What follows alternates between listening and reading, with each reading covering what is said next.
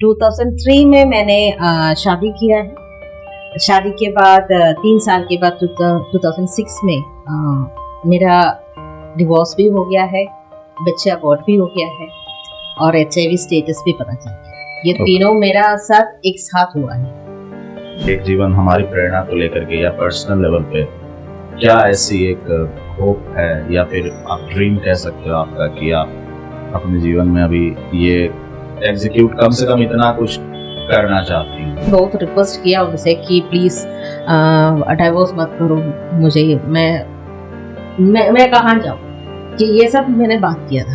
लेकिन कोई HIV infected अगर कोई इनिशियली किसी को पता लगता है और तो वो कहाँ उसको अप्रोच करना चाहिए काउंसलिंग के लिए? मुझे ऐसा लग रहा था मंगलसूत्र गले से निकलने से ना पति का कुछ हो जाएगा, ये सोच था। जब मैंने वहां जाके मैंने अपना खुद में चेंजेस लाया,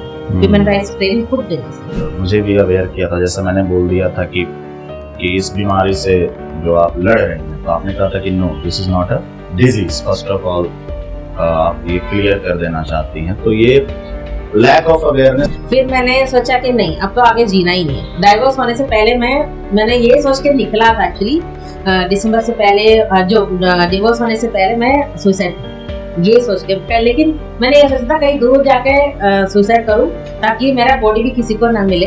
अगर मिल जाएगा तो फिर वही आ जाएगा ना सामने की HIV स्टेटस पता चलेगा। अभी तक आपका जो लव था वो डोमिनेट कर रहा था उनके डिसीट के ऊपर, क्योंकि मैं उसका प्यार को भी मतलब एक विश्वास है ना कि वो मुझे अच्छे से प्यार करते थे। क्यों किया ऐसा, वो कैसे कर सकते हैं, वो इतना प्यार करते हैं। तो ये एक था, वो मैं छोड़ना नहीं, इसलिए तो मैं उनको नहीं छोड़ना चाह रही थी। उस टाइम वो इतना ऐसा काउंसलिंग मिला कि फिर मुझे बाहर निकल के ऐसा लगा कि मैं इस दुनिया में सिर्फ अकेली हूँ। एकदम ऐसे हो गया, सब लोग मेरे तरफ उंगली उठाएंगे। उसके बाद घर चली गई, अब समझ में नहीं आ रहा क्या करूँ, किससे बात करूँ, किसी को शेयर भी नहीं कर सकते क्योंकि ऐसा चीज है। उसके बाद हस्बैंड को कॉल करने की कोशिश किया, फोन ही नहीं उठा रहे थे। अलग अलग जगह से मैंने फोन किया, लैंडलाइन नंबर से कॉल करके देखा, बाहर जाके टेलीफोन बूथ में जाके कॉल किया, लेकिन उन्होंने फोन नहीं उठाया। TDS इंडिया के दर्शकों को मेरा फिर से नमस्कार है और एक नए पॉडकास्ट में मैं आप लोगों का स्वागत करना चाहता हूं।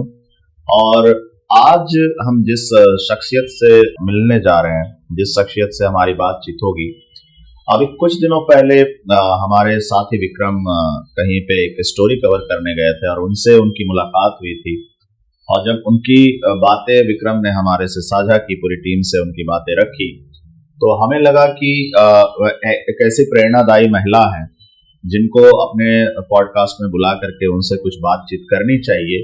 जितनी भी उनकी चीजें हमने जानी या पढ़ी, उनसे हमें लगा कि बातचीत करने से न सिर्फ हम लाभान्वित हो सकेंगे, बल्कि पूरी की पूरी TDS इंडिया की जो व्यूअरशिप है, उसमें जो व्यूअर्स हैं वो भी लाभान्वित हो सकेंगे और जहां तक ये बात उनकी कही गई पहुंचेगी वो भी लाभान्वित हो पाएंगे। अक्सर हमने देखा है कि जब भी कोई प्रेरणा हमें किसी चीज की लेनी होती है तो हम किताबों की तरफ रुख करते हैं या उन लोगों की बातें सुनने में ज्यादा हम यकीन रखते हैं जिसको मीडिया ने बहुत पॉपुलर कर दिया है या जिनके कहानियों को किताबों में रखा जा रहा है। लेकिन उस समय हम ये भूल जाते हैं दोस्तों कि हमारे इर्द गिर्द ही कई ऐसी कहानियां होती हैं, कई ऐसे लोग होते हैं जिनसे हम बहुत प्रेरणा ले सकते हैं। वो बहुत साहसिक काम कर रहे होते हैं और मुझे खुशी है इस बात से कि हमने आज एक ऐसे शख्सियत को यहाँ पे बुलाया है जिनके काम के बारे में बहुत ज्यादा आप जब जाएंगे मीडिया में तो सर्च करेंगे तो उतना शायद ना मिल पाए, लेकिन उनके काम का जो इम्पैक्ट है हम लोगों ने जितना देखा है वो बहुत ह्यूज है और जिस दिशा में वो काम कर रही हैं वो भी बहुत इंपॉर्टेंट काम कर रही है। तो हमारे साथ है सुनंदा नटराजन जी। नमस्ते मैम। और एक जीवन हमारी प्रेरणा की आप फाउंडर है, राइट? हाँ जी। जो कि मुझे लगता है ज्यादातर इनका काम HIV पॉजिटिव लोगों के लिए है। तो थोड़ा आप, अगर मैं चाहूंगा आप अपने सबसे पहले इसी एक जीवन हमारी प्रेरणा जो NGO है उसकी शुरुआत और उसके काम के बारे में अगर आप बताना चाहें लोगों को। NGO के बारे में अगर मैं शुरुआत करूं तो मैं पहले कैसे NGO फील्ड में आई, ये इसके बारे में थोड़ा बोलना बहुत जरूरी है। मैं केरला से हूँ, एक नॉर्मल एक मिडिल क्लास फैमिली से हूँ और 10th के बाद मैंने डिप्लोमा इन सिविल इंजीनियरिंग किया था, वो भी केरला में स्टडी किया था। लेकिन 2000 कुछ 1998 के लास्ट में कुछ मैं दिल्ली शिफ्ट हुई थी जॉब के लिए अपने रिलेटिव के साथ। उसके बाद काम करना शुरू कर दिया। 2003 में मैंने शादी किया है। शादी के बाद 3 साल के बाद 2006 में मेरा डिवोर्स भी हो गया है, बच्चा अबॉर्ट भी हो गया है और HIV स्टेटस भी पता चल गया। ये तीनों मेरा साथ एक साथ हुआ है। उस टाइम को बहुत मुश्किल था मुझे ये तीनों एक्सेप्ट करना। सबसे पहले जो एक्सेप्टेंस मेरे लिए सबसे ज्यादा दिक्कत हुआ था जब डिवोर्स की टाइम था। बच्चे अबॉर्ट होना एक झूठ था, मेरे साथ एक झूठ हुआ था कि जब टेस्ट के बाद जब मैं पहली बार में मां बनने वाली हूँ, ये खबर सुन के सब लोग खुश हो रहे थे, मैं भी इंक्लूडिंग। तो और मैं नॉर्मली मैं बहुत खुश हो रही थी, लेकिन मुझे लगा कि मेरा हस्बैंड खुश नहीं है। क्या कारण है? क्योंकि उन्होंने मुझे पहले ही जब हमारे शादी हुआ था तभी उन्होंने मुझे कहा था कि कभी बच्चा पैदा नहीं करोगे, तो ये कंडीशन उसके बाद रखा था। लेकिन मैंने सोचा शायद उनको बच्चे पसंद नहीं हो या कुछ और रीजन होगा। तो लेकिन धीरे धीरे मैंने भी सोचा कि नहीं, बच्चा आ जाएंगे तो शायद खुश हो जाएंगे। तो उसके बाद 3 साल के बाद बच्चे हुआ, तो क्योंकि फैमिली का भी प्रेशर था मेरे ऊपर कि क्यों नहीं हो रहा है, क्योंकि उनका हस्बैंड की तरफ से भी फैमिली की तरफ से भी थोड़ा सवाल ऐसे उठता है कि तुम्हें कोई कमी हो गई इसलिए तो बच्चे नहीं हो रहा है। तो ये सब सवाल तो 3 साल के बाद जब बच्चा हुआ कि पहले न्यूज़ मिल गए तो काफी अच्छा लग रहा था, लेकिन अंदर के अंदर मुझे थोड़ा सा ये भी हो रहा था कि पति क्यों नहीं खुश है, क्योंकि उन्होंने मुझे पहले कहा था कि नहीं होना, फिर क्यों हो गया। वो ये डाउट नहीं था कि मैं उनका ये वो तो पता है, लेकिन बच्चा नहीं होना बार बार वो यही कह रहे थे। मैंने मना किया था कि बच्चा नहीं होना, तो मैंने सोचा चलो कोई बात नहीं, आगे सही हो जाएगा। लेकिन एक दिन जब पता चला उसकी एक 2 हफ्ते के बाद मुझे आके बोला कि डॉक्टर ने बुलाया कि डॉक्टर कुछ कहना चाह रहे हैं। तो मैंने कहा ठीक है। तो हम गए थे हॉस्पिटल में, तो डॉक्टर ने मुझे कहा कि आपका बच्चा शायद कुछ दिक्कत है, कुछ आपको अबॉर्ट करना पड़ेगा क्योंकि यूट्रस में कुछ दिक्कत आ रहा है। तो मैंने ऑब्वियसली डॉक्टर ने ही तो कहा, तो मैंने कहा ठीक है, तो अगर बच्चे को नुकसान पहुंचा रहे तो ठीक है, जरूर हम आगे देखेंगे। कंसीव करने के कितने दिनों की बात है? ये 2 हफ्ते की बात है। जब न्यूज़ मिल गया, पहले जो प्रेगनेंसी का डाउट हुआ था वो हॉस्पिटल में गए थे, टेस्ट किया था। उसके बाद 2 हफ्ते की बात है। तो जब ऑब्वियसली जब टेस्ट करने जाते हैं तो ब्लड टेस्ट वगैरह तो किया जाता है। तो उसके बाद फिर वापस आ गए, तो मैंने दोनों फैमिली को इन्फॉर्म किया कि ऐसा है। तो अगले दिन अबॉर्शन करने के लिए लेके गए थे, जो दिल्ली में थे। तो वहां गए तो जो उससे पहले एक बार स्कैनिंग के लिए लेके जा रहे थे।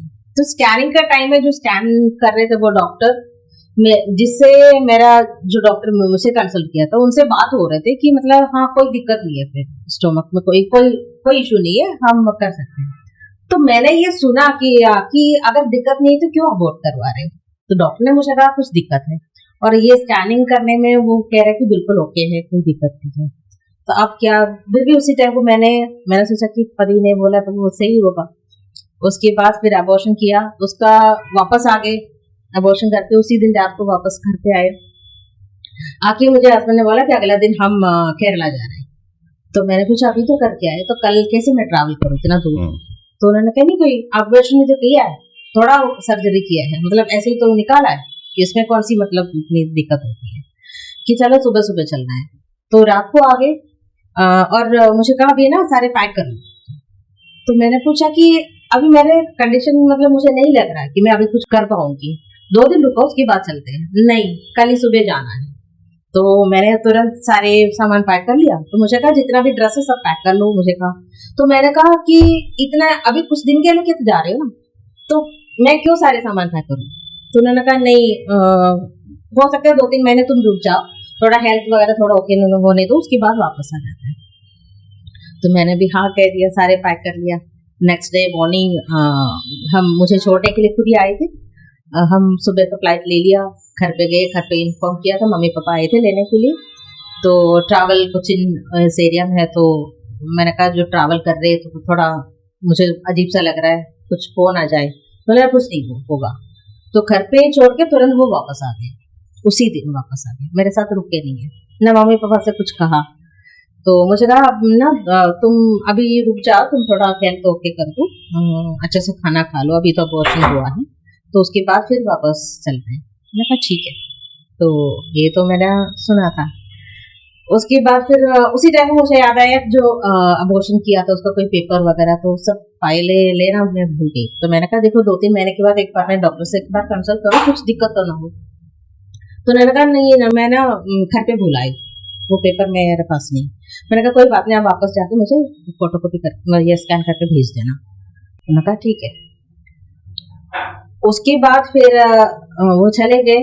फिर मैं तो अपने घर में बहुत खुश थे कि मतलब काफी टाइम के बाद आई थी घर पे, सब रिलेटिव्स वगैरह आना शुरू हो गए। गांव में तो ऐसा होता है कि सबसे मिलते रहते हैं। अच्छा चल रहा था कि धीरे धीरे उनका फोन कॉल्स कम हो गया। फिर जो जैसे मैं करती थी फोन, तो डेली का फोन फिर हफ्ते में हो गया, फिर महीना हो गया। तो थोड़ा डाउट लगा उस टाइम तो ऐसे क्यों हो रहा है। तो उनका फ्रेंड से भी मैं कांटेक्ट करती रही कि क्या हो रहा है वहां पर, कि कुछ नहीं है, नॉर्मल ऐसे ही है। तो अब मुझे भी समझ में नहीं आ रहा था क्या हुआ था। उसके बाद फिर 4 महीने कुछ 5 महीने कुछ हो गया। तभी मैंने कहा अब तो मैं वापस जा रही हूँ, 5 महीने हो गए ऑलरेडी, सब लोग पूछना भी शुरू हो गया क्यों वापस क्यों नहीं जा रही है ऐसे। तो फिर मैंने उनको कहा चलो मैं वापस आ जाती हूँ। तो उन्होंने कहा नहीं अभी रुक जाओ, मैं ना अभी वो बाहर जॉब के लिए देख रहा हूँ, दुबई जा रहा हूँ, तो उसके लिए मैं तैयारी कर रहा हूँ, अभी मेरा पक्का हो गया है।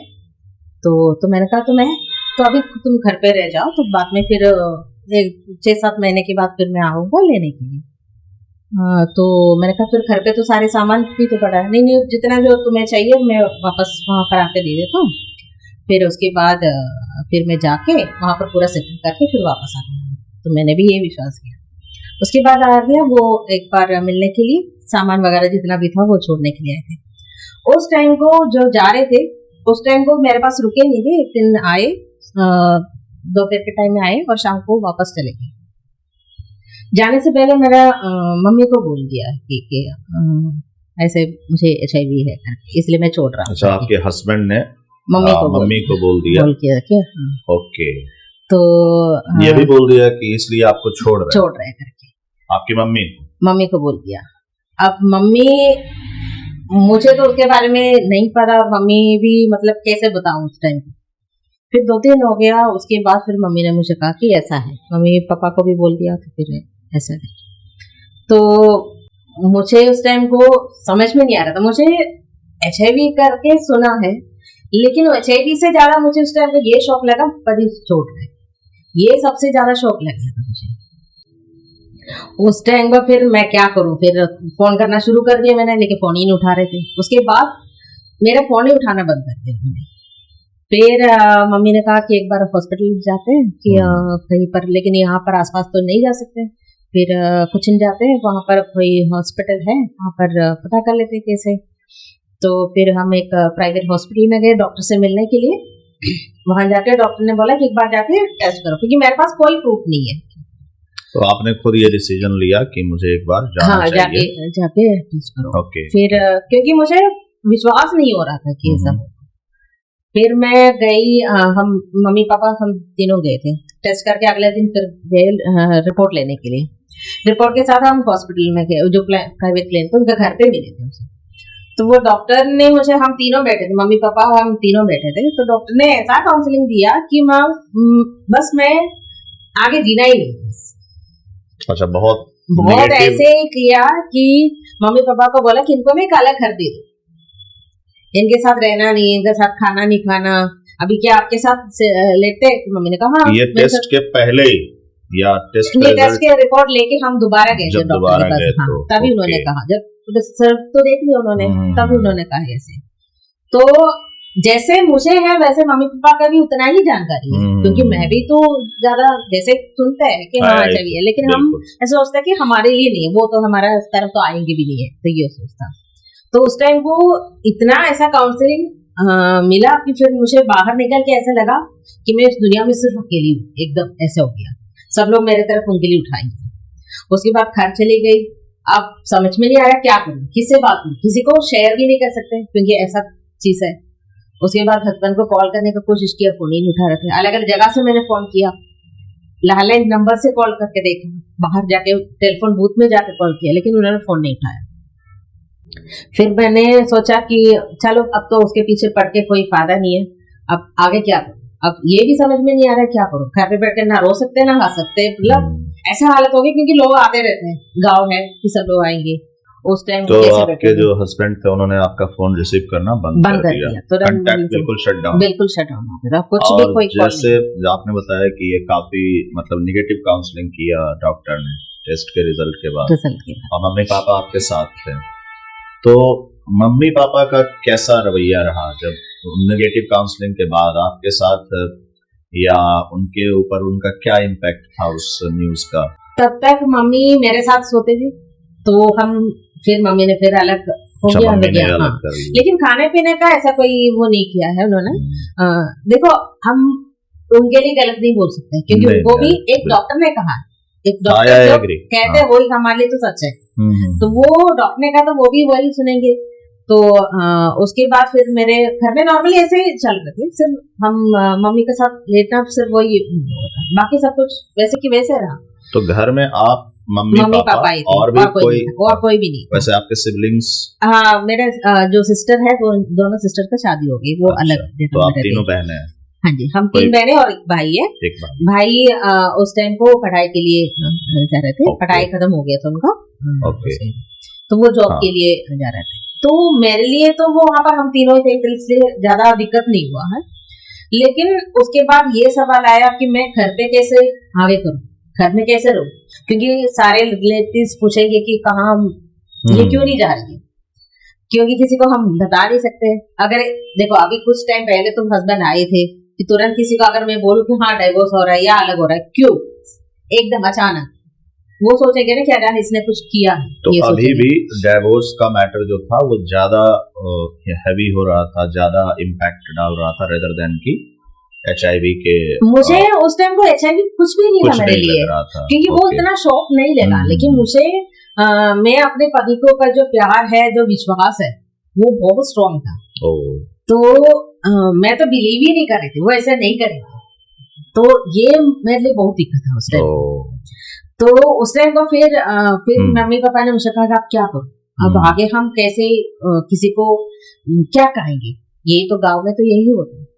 उसके बाद फिर मेरे पास, मैं भी कुछ समझ में नहीं आ रहा था क्या करूं। उसके बाद एक लेटर आया मेरे पास कि उसकी सिस्टर की तरफ से, हस्बैंड की सिस्टर की तरफ से, कि उसमें ये सब लिखा था कि तुम एक गलत लेडी हो, पता नहीं ये किस बच्चा भी किसका है, तो अच्छा हुआ कि मतलब अभी पता चला कि मेरा भाई तो बच गया, ऐसे करके बोल रहे थे। उसमें बहुत कुछ लिखा था। अच्छा, उसमें मतलब आपके ऊपर ब्लेम शिफ्ट कर दिया गया था पूरा, बिना पता कि आपको कोई था, शादी से पहले आपको किसी के साथ रिलेशन था, ये मेरे भाई को नहीं पता था कि आपने ऐसे बिना छुपा के तो शादी कर लिया, तो ऐसे करके। उसके बाद उनका फोन भी आया था, उनके सिस्टर के फोन भी आया था, जो लेटर मिला उसके बाद उनके सिस्टर का फोन आया था मेरे पास।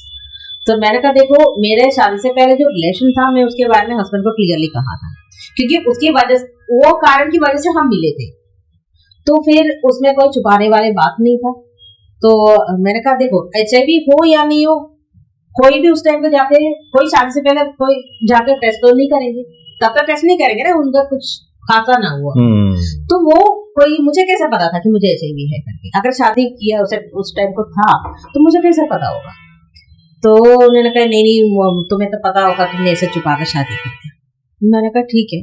तो उस टाइम को मैंने उनसे पूछा कि आप एक काम कर लीजिए ना, आप अपना ब्रदर का भी रिपोर्ट मुझे दिखा दीजिए ना, वो क्यों नहीं दिखा रहे, अगर वो नेगेटिव है, अगर उनका जो है नहीं है, तो फिर वो मुझे क्यों नहीं दिखा रहे। मेरा जो हॉस्पिटल में गए थे, अबॉर्शन हुआ था, मैं प्रेग्नेंट हुई थी, ये सब प्रूफ उनके पास है, मेरे पास कुछ भी नहीं है, अभी तक मेरे पास कुछ भी नहीं है। तो उन्होंने कहा नहीं, वो तो कल तुम कुछ उनके अगेंस्ट आएंगे तो फिर तो हमें बता, मैं क्यों अगेंस्ट जाऊँ आपके खिलाफ। मैंने कहा मुझे ऐसा कुछ नहीं करना, चलो कोई बात नहीं, अपने पास ही रख लो।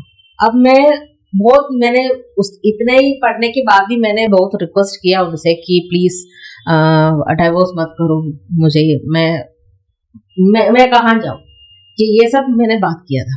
लेकिन वो आपके हस्बैंड से कांटेक्ट एस्टेब्लिश हो पाया फिर, मतलब उनकी सिस्टर नहीं, के? उस टाइम को नहीं हुआ, उसी टाइम को उसके काफी टाइम तक नहीं हुआ है। ओके। फिर उन्होंने मुझे फिर वो लेटर में ये भी लिखा था, अगर तुमने डिवोर्स नहीं दिया, मतलब साइन नहीं किया, हम आपकी उस एरिया में सबको बताएंगे और आपके रिलेटिव्स को सबको हम बताएंगे। तो ये एक धमकी था। तो फिर मैंने मम्मी पापा को भी बोला कि आप क्या करो, तो मम्मी पापा ने अगर सबको बता दिया तो हमारे पूरा खानदान को मतलब लोग अलग कर देंगे। क्योंकि मेरे हिसाब से मैं केरला से हूँ, केरला लिटरेसी में नंबर 1 है, ठीक है। लेकिन इस मामले में जो HIV के मामले में अभी भी उसी लेवल पे है, अगर किसी को पता चला तो जरूर उसको अलग कर देंगे। तो मुझे लगता है बाकी स्टेट्स की भी हालत इस मामले में बुरी ही है। बुरी है, लेकिन मैंने दिल्ली में देखा जब जो एक्सपीरियंस है उसमें तो बहुत फर्क है। दिल्ली में इसके बारे में अवेयरनेस है। ओके। अवेयरनेस जो HIV के बारे में अवेयरनेस नहीं, वो जो अलग कर जो स्टिग्मा है, वो मुझे जो मेरा एक्सपीरियंस मैं कह रही हूँ, बाकी का मुझे नहीं पता। लेकिन मेरे जो जहाँ तक मैंने जो किया, मैंने किसी से बात करती तो मेरे साथ ऐसा कुछ हुआ नहीं है। केरला में डिस्क्रिमिनेशन ज्यादा है इस बेसिस पे, क्योंकि मैं अपने किसी से भी ऐसे बात करूँ कि तुरंत उनकी तरह से कैसा वो ऐसे गई हूँ, क्योंकि मेरा फेसबुक फ्रेंड्स है बहुत सारे केरला से। अभी भी वो अगर मैं कहूँ कि मैं इसी फील्ड में काम करती हूँ, तो तुम इसमें क्यों काम करते हो, एक सवाल उठता है। तो क्या तुम वो जीबी रोड में वहां पर काम करते हो? ओके। ये सवाल उसके सवाल से मुझे पता चल रहा है कि उनका सोच क्या है अभी। तो उस टाइम को फिर कुछ समझ में नहीं आ रहा था कि अब वो धमकी को तो लेना ही पड़ेगा, क्योंकि उस टाइम को मेरे पास भी कोई मैं क्या बोल के मतलब लड़ाई करूँ, ना दे दूँ तो फिर वो कुछ किसी को कहेंगे, फिर फैमिली पूरा अफेक्ट हो जाएगा। मेरे भाई अभी एक लेवल पे नहीं पहुंचा है, अब रिलेटिव्स का सपोर्ट उस टाइम को चाहिए भी है, और सिस्टर को पता चल गया तो वो उनका फैमिली का फिर अफेक्ट हो जाएगा। फिर मैंने सोचा चलो जाने दो, फिर मैंने कहा चलो ठीक है। लेकिन मैंने इतना ही उनको कहा कि मैं डायरेक्ट कोई कोर्ट में नहीं, मतलब कोई एडवोकेट को अपॉइंट नहीं करूँ, कि आप लोग जो करना कर लो, मैं उसमें साइन करके दे दूंगी। तो ये बात हो गई उस टाइम। वो हमारा जो डाइवोर्स को लेके आखिरी बात हो, तो उस टाइम को उन्होंने कहा जो मेरे भाई ने तुम्हें जो भी दिया है वो सब वापस कर देना। तो मैंने कहा देखो आपका भाई ने मुझे एक छोटा सा जगह खरीद दिया था केरला में, और उस टाइम को 40,000 में खरीदा था, एक छोटा सा प्लॉट है। मैंने कहा आप चाहिए तो आप ले सकते हो, मुझे कोई जरूरत नहीं है, क्योंकि ना मैं उसमें रहने जा रही है कुछ, तो आप ले सकते हो उसमें। तो वो सब चाहिए हमें, तो जब डाइवोर्स हो जाएगा आप ले लेना, मुझे कोई जरूरत नहीं है। तो मुझे कहा मंगलसूत्र चाहिए, वो भी ले लो, कोई वो नहीं है। फिर मैं उसके बाद आप क्या करो, अब कैसे रहो घर पे, मम्मी पापा को दिक्कत हो रही है, क्योंकि लोग पूछना शुरू कर दिया कि ये क्यों नहीं जा रही, अभी तो 6-7 महीना होने वाला है। ओके, 6-7 महीने का ये ड्यूरेशन बिल्कुल एकदम मतलब एक साथ हुआ ये सब कुछ। तो मैंने कहा अब क्या करूं, फिर पापा ने बोला देखो तुम तो पढ़ी लिखी हो, तो कहीं पर वैसे भी दिल्ली में काम कर रही थी, तो तुम वापस दिल्ली में जाके काम कर सकते हो, या फिर कहीं और जगह देखो। मैंने कहा कि उस टाइम को मैंने कहा नहीं, अब मैं दोबारा दिल्ली नहीं जाऊंगी, चाहे कुछ भी हो जाए, क्योंकि वहां जाना मेरे लिए पूरा जो यादें हैं वो सब से दोबारा हट हो जाएगा। तो मैंने कहा नहीं, जाने दो। फिर मैंने देखा कि अब कहाँ जाओ, कुछ समझ में नहीं आ रहा था। लेकिन वो दिसंबर महीना, जो नवंबर महीने का लास्ट था, तो दिसंबर 1 वेलनेस डे माना जाता है। उस टाइम को मैंने टीवी में देखा कि कुछ वेलनेस डे का कुछ प्रोग्राम कुछ ऑर्गेनाइज करने जा रहे थे, वैसे करके कुछ एडवर्टाइजमेंट जा रहे थे। फिर उसी में कोचिन में एक काउंसलिंग सेंटर का नाम आ रहा था, नंबर आ रहा था उसमें कि टेस्टिंग करना तो यहाँ जाओ, ऐसे करके लिखा हुआ। मैंने वो नंबर जल्दी नोट कर लिया। उसके बाद फिर मैंने अगला दिन वहां गई, उस सेंटर में गई, वहां पर एक डॉक्टर से मिली। तो वो डॉक्टर ने मुझे अच्छा सा मैंने उनको रिपोर्ट दिखा है कि ऐसा है, तो उस टाइम को उन्होंने कहा कि इसमें ना एक वायरल लोड टेस्ट भी होती है, आप वो भी करके आ जाओ। फिर मैं उसी दिन वहां पर एक सेंटर उन्होंने लिख के दिया, वहां जाओ, आप टेस्ट कर लो, अगला दिन आपको मिल जाएगा। तो मैं गई थी, उसके बाद नेक्स्ट डे फिर दोबारा मैं गई, वो टेस्ट लेके दोबारा इस डॉक्टर के पास गई। तो वो डॉक्टर ने इतना अच्छा सा काउंसलिंग किया मुझे, तब मुझे लगा कि हाँ ये तो कुछ भी नहीं। मैं तो बहुत ऐसे डर रही थी उस चीज में। मैं वहां बैठ के मैं हस्बैंड को फोन करने जा रही थी, क्योंकि मुझे HIV को लेके नहीं था, मैं वो डाइवोर्स रोक करा जा रही थी। तो उसी टाइम को मैंने हस्बैंड को फोन करने की कोशिश की, लेकिन उन्होंने फोन नहीं उठाया। फिर मैं बाहर निकल के पब्लिक बूथ से भी कॉल करने को, उनको पता था यहाँ से तो मेरा ही फोन आएगा और किसी का तो आएगा नहीं, तो उन्होंने फोन नहीं उठाया। फिर मैंने सोचा कि अब कोई फायदा नहीं है। फिर मैंने डॉक्टर से पूछा कि अच्छा, तो डॉक्टर ने उस टाइम पे एक चीज भी बोला कि आपका जो इम्यून सिस्टम है, जो CD4 टेस्ट होती है इम्यून सिस्टम, काफी अच्छा था, जैसे नॉर्मल पर्सन में होता है उससे भी ज्यादा था, मतलब अच्छा था उसमें। और वायरस तो मतलब बहुत कम था उस टाइम, कुछ 5 ऐसा कुछ था। तो उन्होंने कहा कि इसमें तो आपको अबॉर्ट करने का जरूरत ही नहीं था, क्योंकि वो पक्का है वो बच्चा कभी मतलब पॉजिटिव होगा नहीं, तो आपको करना है। मैंने कहा तो पता ही नहीं था उस टाइम को, रीजन कुछ और कहा था। तो उसके बाद फिर उन्होंने कहा कि फिर मैंने कहा कि देखो आप मुझे यहाँ नहीं रुक सकते केरला में, तो मैं कहीं और जाके काम करना चाहती हूँ जो भी है। तो उन्होंने कहा कि कुछ कॉन्टैक्ट दिया है। उस काउंसलिंग के बाद फिर आपने डिसीजन लिया कि आपको हाँ। दिल्ली आना चाहिए वापस? नहीं, दिल्ली आने का नहीं था उस टाइम को भी। देखो, चाहे मैं उन सब से बात कर रही हूँ कि ऐसा मैं अब क्या करूं, या फिर हाँ तसल्ली मिल गया, ये सब है, लेकिन अंदर से अंदर मुझे सिर्फ वही था कि जो डाइवोर्स की बात खटक रही थी, वो मुझे बहुत ऐसे स्ट्रॉन्ग, ऐसे शॉक तो था उसी टाइम। इतना कुछ जानने के बाद कि मतलब हस्बैंड ने आपसे बहुत चीजें शेयर नहीं करी, या फिर उनके आपके इन-लॉज का बिहेवियर जो था वो सही नहीं था, तब भी आप चाह रही थी कि डाइवोर्स किसी तरीके से? क्योंकि मैं अपने पति से बहुत प्यार करती हूँ, वो मेरे लिए एक बहुत दुनिया के सबसे बड़ा एक तोहफा था मेरे लिए, वो एक गिफ्ट मान। अभी तक आपका जो लव था वो डोमिनेट कर रहा था उनके डिसीट के ऊपर, क्योंकि मैं उसका प्यार को भी मतलब एक विश्वास है ना कि वो मुझे अच्छे से प्यार करते थे। क्यों किया ऐसे, वो कैसे कर सकते हैं, वो इतना प्यार करते थे। तो ये एक था, वो मैं छोड़ना नहीं, इसलिए तो मैं उनको नहीं छोड़ना चाह रही थी। और उसके बाद फिर मैंने उन्होंने जो काउंसलर ने, जो डॉक्टर ने, तो उन्होंने मुझे काफी सारे कॉन्टैक्ट दिया, जैसे केरला का एक नेटवर्क है, और तमिलनाडु का दिया है, फिर मुंबई का दिया है, ऐसे अलग अलग जगह का दिया, दिल्ली का भी दिया। मैंने कहा मैं दिल्ली वापस कभी नहीं जाऊंगी, ये मैंने डिसीजन उसी टाइम को ले लिया था। फिर मैंने उनको कहा चलो मैं केरला वाला है उसमें एक बार जाती हूँ। तो मैं उसके बाद 2 दिन के बाद फिर केरला वाले नेटवर्क के पास गई, वहां पर कोचिन में उनका ऑफिस है, वहां गई। वो ऐसा नेटवर्क था जो पीपल लिविंग विद HIV के लिए काम कर रहे थे। तो मैं वहां जाके मिली, तभी मैंने वहां पर अपना नाम नहीं बोला, अपना जगह के बारे में कुछ नहीं बोला। तो फिर मैंने कहा मैं कहीं और से हूँ, उनसे नाम भी कुछ और बोला। तो फिर मैंने उनको कहा कि मुझे कहीं जाना, आप मुझे बताओ कि कहाँ पर मैं जाऊँ, मुझे सिर्फ 1 दिन का ही जगह चाहिए और टाइम चाहिए मुझे, उसके बाद मैं अपना देखूंगी, काम करना देखूंगी। तो उन्होंने मुझे काफी कॉन्टैक्ट फिर दिया है, उनसे मेरा पर्सनल जो नाम दिया है, वहाँ का सोशल वर्कर है तमिलनाडु का, ये सब देके फिर मैं उन्होंने मुझे कहा कि ऑफर भी दिया है कि आप ना एक काम करो, हमारे साथ काम करो यहाँ पर। मैंने कहा नहीं, मुझे केरला ही छोड़ना, तो फिर यहाँ क्यों काम करूंगी? अगर मैं कोचिन में काम करूंगी, सबको पता चलेगा मैं यहाँ क्यों काम करूँ, सवाल तो उठेगा। तो मैंने कहा नहीं, मैं यहाँ पर काम नहीं करूंगी।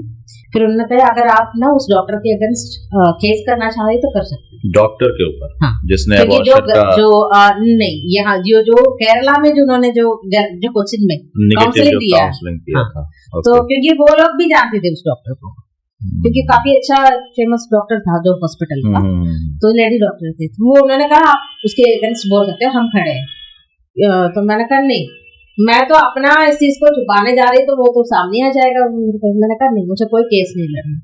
उन्होंने फिर एक एडवोकेट के पास भी मुझे भेजा है ऐसे केस के लिए, लेकिन मैंने कहा नहीं, मैं एडवोकेट ने बोला नहीं, हम ना आपका नाम छुपाएंगे, ये सब कुछ आप बोलो।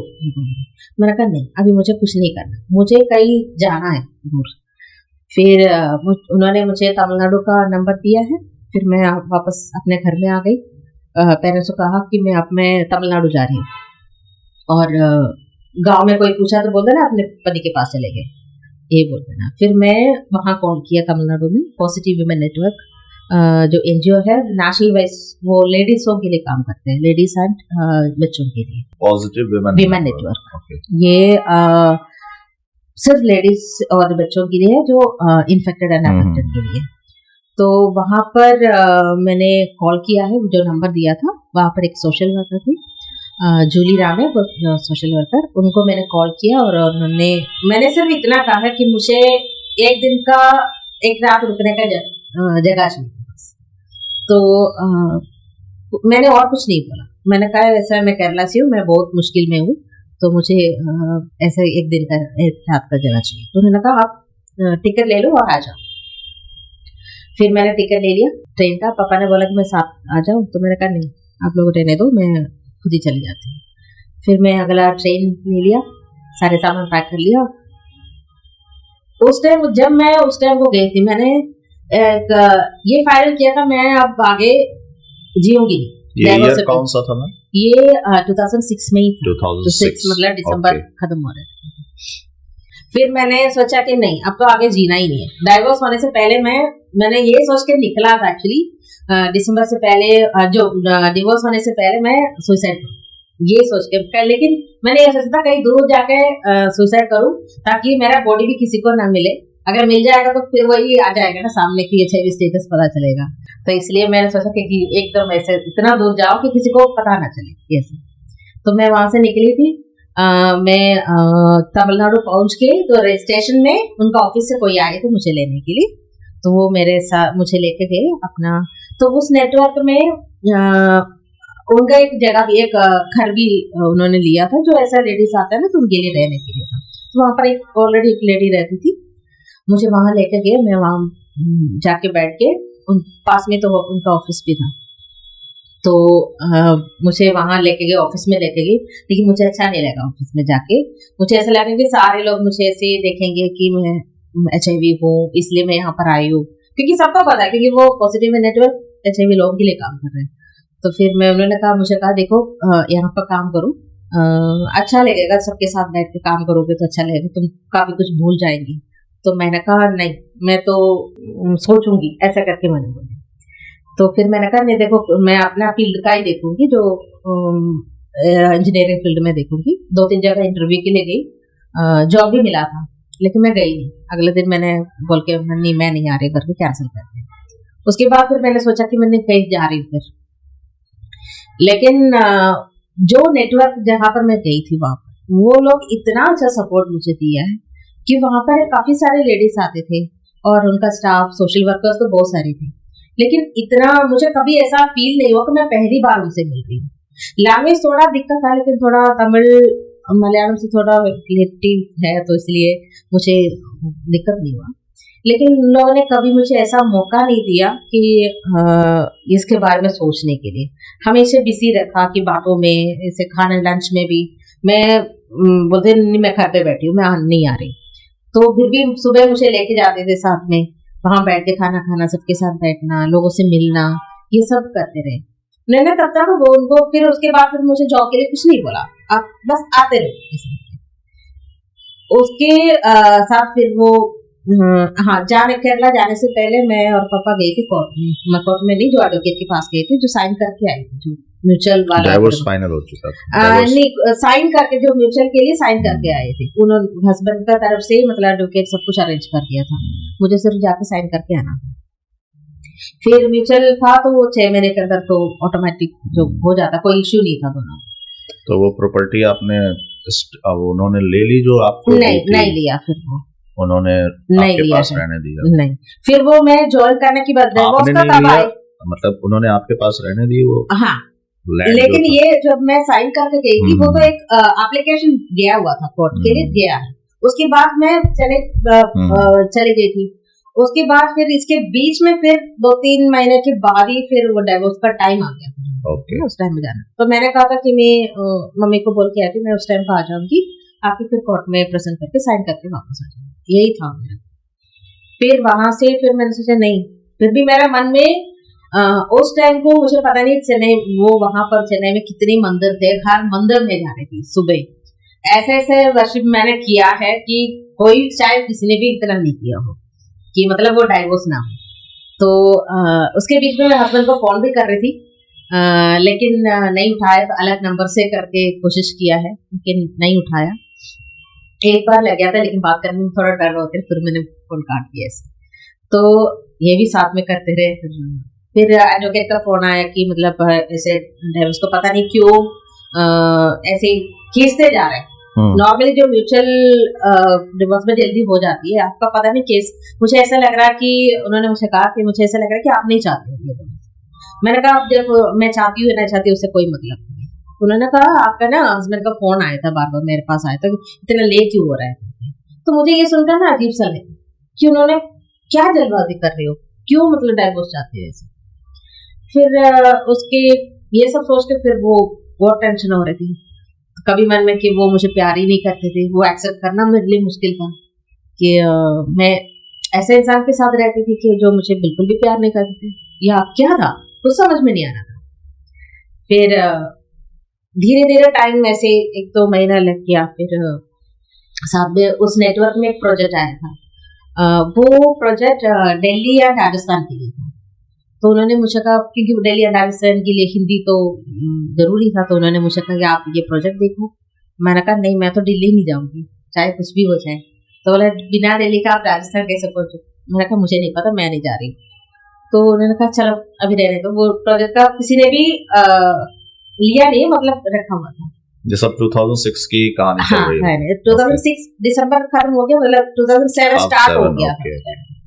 फिर मैंने सोचा कि चलो शुरू कर लेते कुछ काम।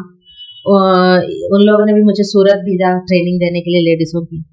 लेकिन ये सब हमेशा जो बिजी रखी, जो अलग अलग विमेन के साथ मीटिंग करने में, ये मेरे लिए एक चेंजेस अपने अंदर। ओके, तो कुल मिलाकर के जो आपकी सुसाइडल जो टेंडेंसी हो गई थी, तो उससे उबरने में पॉजिटिव विमेन नेटवर्क बहुत गया। लेकिन उसमें बीच में मैं फिर निकल भी गई थी। मैं मथुरा से भी निकल गई थी। एक्चुअली मैं ये बोल के नहीं गई थी, मैं मंदिर जा रही करके गई थी। वो जो सोशल वर्कर के साथ मेरा बात चल रही थी, जो जूली नाम है, उनका शादी फिक्स हो गई। वो भी, उनका हस्बैंड भी उसी नेटवर्क में सोशल वर्कर थे। तो मैंने मंदिर मधुरा करके जगह सुना होगा तमिलनाडु में, मधुरा मदुरई, वो जो मंदिर मीनाक्षी टेम्पल बोलते हैं उसको, वो सबसे बड़ा एक टेम्पल है। मैं वहां गई, मतलब पूरा तैयार होकर पैकिंग करके चले गई थी। मैंने सोचा वहां से सीधा चले जाऊं कहीं और। तो ये सोच मैंने ऑफिस में बोल दिया कि अच्छा मैं ना मंदिर जा रही हूँ, तो जाके अगले दिन आऊँ। तो अगला दिन शाम को मेरा उस फ्रेंड का शादी है। तो उन्होंने कहा देखो तुम जाओ लेकिन अगला दिन वापस आ जाना, क्योंकि हमारी शादी में तुम होना जरूरी है। मैंने कहा ठीक है। तो मैं निकल गई सारे सामान लेके, वहां मंदिर गई। रात को वहां पर होटल में रूम ले लिया, मंदिर रुकी। अगला दिन मैं बस में ऐसे जा रही थी। जाके वो बस जहाँ पर खत्म हो गया, पूरा खाली था हर जगह। तो वो कंडक्टर ने मुझे पूछा आपको कहाँ उतरना था। मैंने कहा मैं कोई ऐसी जगह मैंने बीच में देखा था, मैंने कहा वहां पर उतरना था। वो तो पीछे रह गया, आप इतना आगे क्यों आ गए, चलो हम ना आपको वापस छोड़ देते करके वो बस वाला, क्योंकि उसका आगे जाना ही नहीं था। तो उन्होंने कहा वापस हम मेन बस स्टॉप पे छोड़ देते, आपको वहीं से आपको मथुरा के लिए बस में वापस वहीं पर छोड़ा। फिर वहीं से फिर वापस मैं मथुरा आ गई। फिर मैं चलो यहाँ से चले जाते हैं। उस टाइम को जूली का दोबारा फोन आया, बोला कि नहीं सुना तो तुम जल्दी आ जाओ, यहाँ पर कल शादी है तुम्हारा, तुम कहाँ पर हो। पता नहीं उनको क्या डाउट लगा या कुछ हुआ होगा। उस टाइम को बहुत जिद कर रही थी। मैंने कहा मैं अभी आती हूँ। ऐसे नहीं तुम्हें कल ही आना है, पहुंचना है यहाँ पर, तुम पहले बस का टिकट ले लो, उसका कॉपी मुझे भेजो, तभी निकलो वहां से। फिर मैंने सोचा चलो वापस चले जाते हैं। फिर मैं वापस आ गई, वापस आके शादी में अटेंड किया है। तो उस टाइम पे फिर मुझे ऐसा लगा कि नहीं, मेरा शायद सुसाइड करने का टाइम नहीं आना, होगा कुछ। लेकिन उसी टाइम को भी मैंने ये सोचा कि शायद डाइवोर्स ना हो। अच्छा, अभी तक नहीं होगा, इसलिए मुझे वापस दोबारा मौका दे रहे हैं कि रुको डाइवोर्स नहीं होगा। मन के अंदर से ऐसे। तो उस टाइम में ना सारे ऐसे ना, जैसे कोई भी चीज देखते हैं, अच्छा ये ऐसा हो जाएगा तो फिर क्या, हाँ ये एक दिखाता है, ये नहीं होगा ऐसे। तो फिर मैंने सोचा चलो उसका अभी रोक देते, डिवोर्स का मतलब देखते, शायद नहीं होगा। ये एक इसलिए मुझे वापस दोबारा चेन्नई जाना पड़ रहा है, तो मैं फिर वापस चली गई। लेकिन उसके बाद फिर मैंने उन्होंने कहा कि आप इस प्रोजेक्ट देख लो, अब टाइम हो गया बहुत ज़्यादा, हम भी वेट नहीं कर सकते, धीरे धीरे शुरू करो, पहले तुम ना दिल्ली नहीं जाओ, पहले चेन्नई से ही देख लो, स्टाफ को सेलेक्ट करो, ये सब कुछ काम है जिस वजह। तो उसी में काम करती रही, साथ में मैं और लेडीजों की ट्रेनिंग में अटेंड करती रही, और उनका भी अलग अलग प्रोग्राम्स थे, विमेंस डे ये सब ना, उसमें पार्टिसिपेट किया, तो मुझे अच्छा लगा।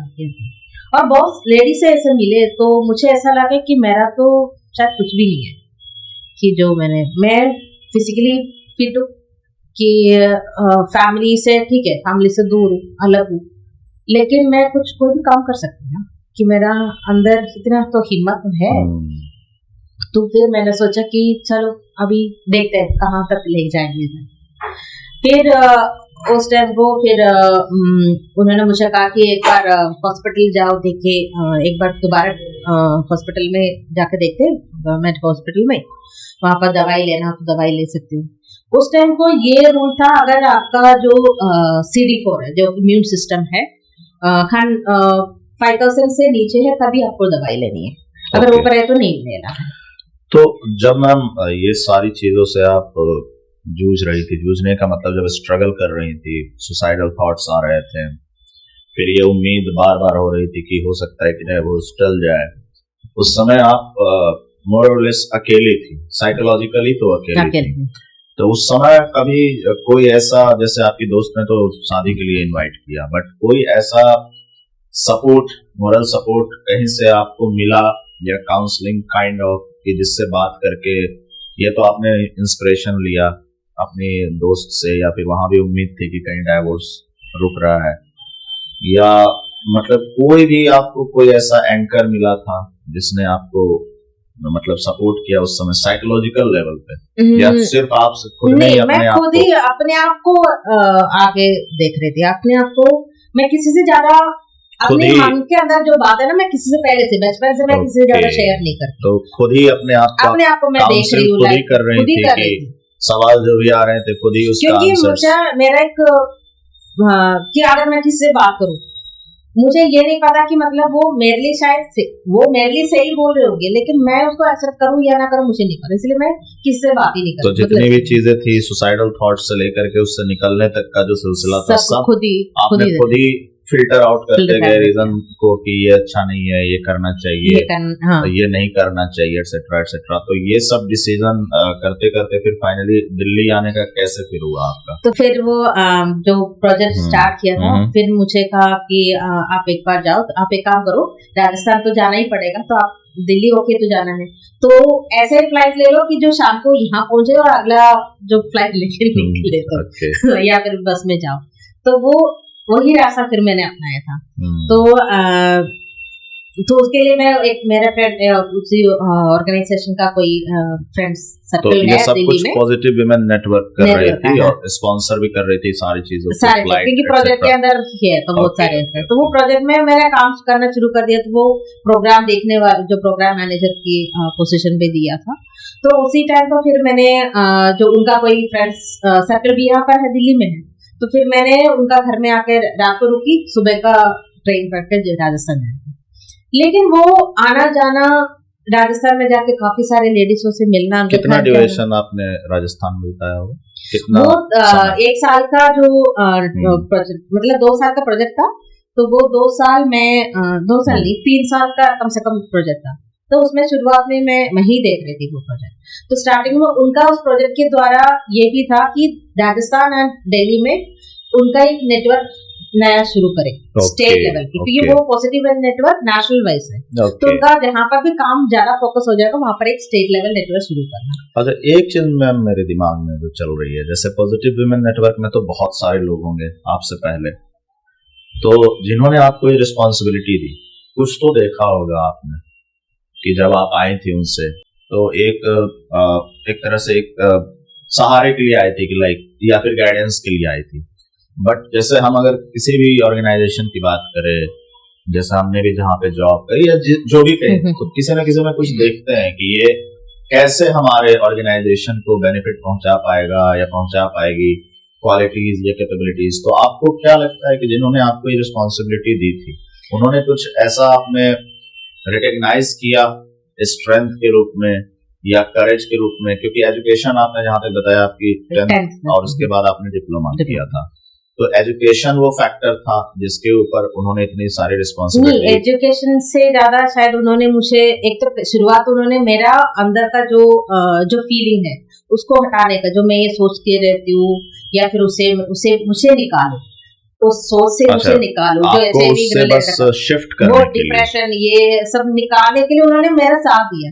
लेकिन साथ में मैं भी और स्ट्रॉन्ग बनते जा रहे स्ट्रॉन्ग, वो मुझे खुद पता नहीं चला, लेकिन मैं हर उनका पूरे एक्टिविटीज में मैं खुद ही इनिशिएटिव ले लेती हूँ। हाँ, मुझे ये करना है, तो मुझे ये कहते नहीं आप ये करो, लेकिन मैं खुद ही करना शुरू कर दिया। क्योंकि अगर मैंने देखा वो लेडी आएगी, उनके लिए क्या सपोर्ट चाहिए, खुद ही बात करूँ, क्या लिखूं, ये सब मैंने खुद ही करना था। शायद वही चीज उन्होंने मुझे लगता है, क्योंकि मुझे लगता है कि रेदर देन सिर्फ निकालने से ज्यादा आपके काम से भी जो आप इन्वॉल्व होकर के जो काम कर रहे होंगे आप, तो कुछ ना कुछ तो और जो जब भी मेरा इसका अंदर मन के अंदर कितना भी हो, मैं कभी किसी के सामने रोती नहीं, मैं सामने वो दिखाती नहीं हूँ, तो मैं सबके सामने मैं वो काम में ले जाती हूँ, चाहे मैं अंदर रो रही या नहीं, वो अलग चीज है। तो वो ये सब मैं दिखा नहीं रही, जो सामने में लगा, और मुझे भी लगा थोड़ा इसमें करो तो मैं भूल रही हूँ उस चीज को, नहीं तो तो वो चीज शायद उन्होंने देखा होगा कि बिल्कुल, क्योंकि मुझे जहां तक मेरा जो वर्क एक्सपीरियंस रहा या एजुकेशन, तो कोई भी ऑर्गेनाइजेशन किसी को इतनी बड़ी रिस्पॉन्सिबिलिटी, क्योंकि आप बता रहे राजस्थान में वो डेवलप करना चाह रहे थे, तो कुछ ना कुछ तो जरूर आप में इस तरह की कैपेबिलिटी उन्होंने रिकॉग्नाइज की होगी कि उन्होंने आपके ऊपर ये रिस्पॉन्सिबिलिटी देने की सोची। और राजस्थान में लगभग 3 साल का और लगभग दिल्ली और राजस्थान दोनों था, बराबर का चल रहे थे, क्योंकि दिल्ली में भी एक नेटवर्क शुरू करनी थी, ऑफिस खोलना था, लोगों को बुला के मीटिंग करना, हर महीने का सपोर्ट ग्रुप मीटिंग चलते हैं। राजस्थान में भी सेम सपोर्ट ग्रुप, वहां पर भी ऑफिस खोला था। तो धीरे धीरे मैं दिल्ली आना जो एक रात का था, वो धीरे धीरे बढ़ते थे, क्योंकि वो मतलब आप अप डाउन करना शुरू कर दिया था। पहले मैं जैसे उस एरिया जाती हूँ, जैसे साकेत एरिया जाती हूँ, तो मुझे अजीब सा हो रहा था कि मैं यहाँ पर फिर आई, फिर मैं मूड अप हो जाती, लेकिन काम में मेरा जो अंदर का जो प्रेशर है या जो डिप्रेशन है, वो मैं काम में आने नहीं दिया, कहीं पर वो असर ना हो, क्योंकि हमेशा मैं उस चीज को देखती थी, देखो और भी लेडीज है कि जो अभी भी फेस कर रही है, उस चीज को मैं देखते चलती। तो और मुझे वो पोजीशन या पैसा का कोई लालच भी नहीं था, मुझे जो जीना है, मतलब रहना है।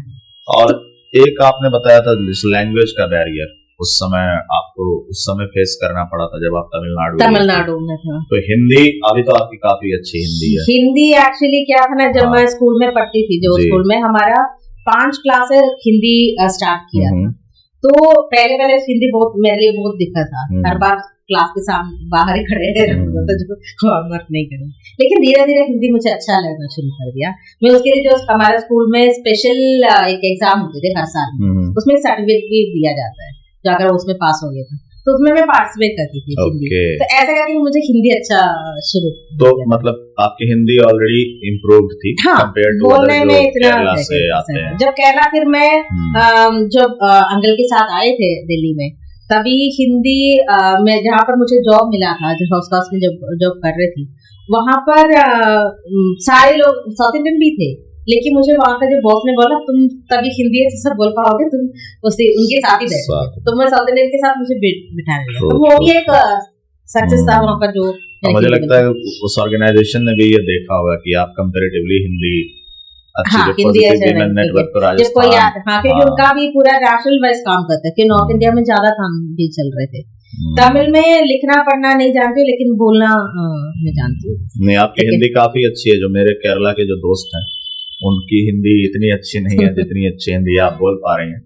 अच्छा, कमिंग बैक टू, जैसे आपने बताया कि मैं थोड़ा एजुकेशन पे आऊँ, 10th तक आपने एजुकेशन लिया, फिर आपने परस्यू किया, डिप्लोमा लिया सिविल इंजीनियरिंग से।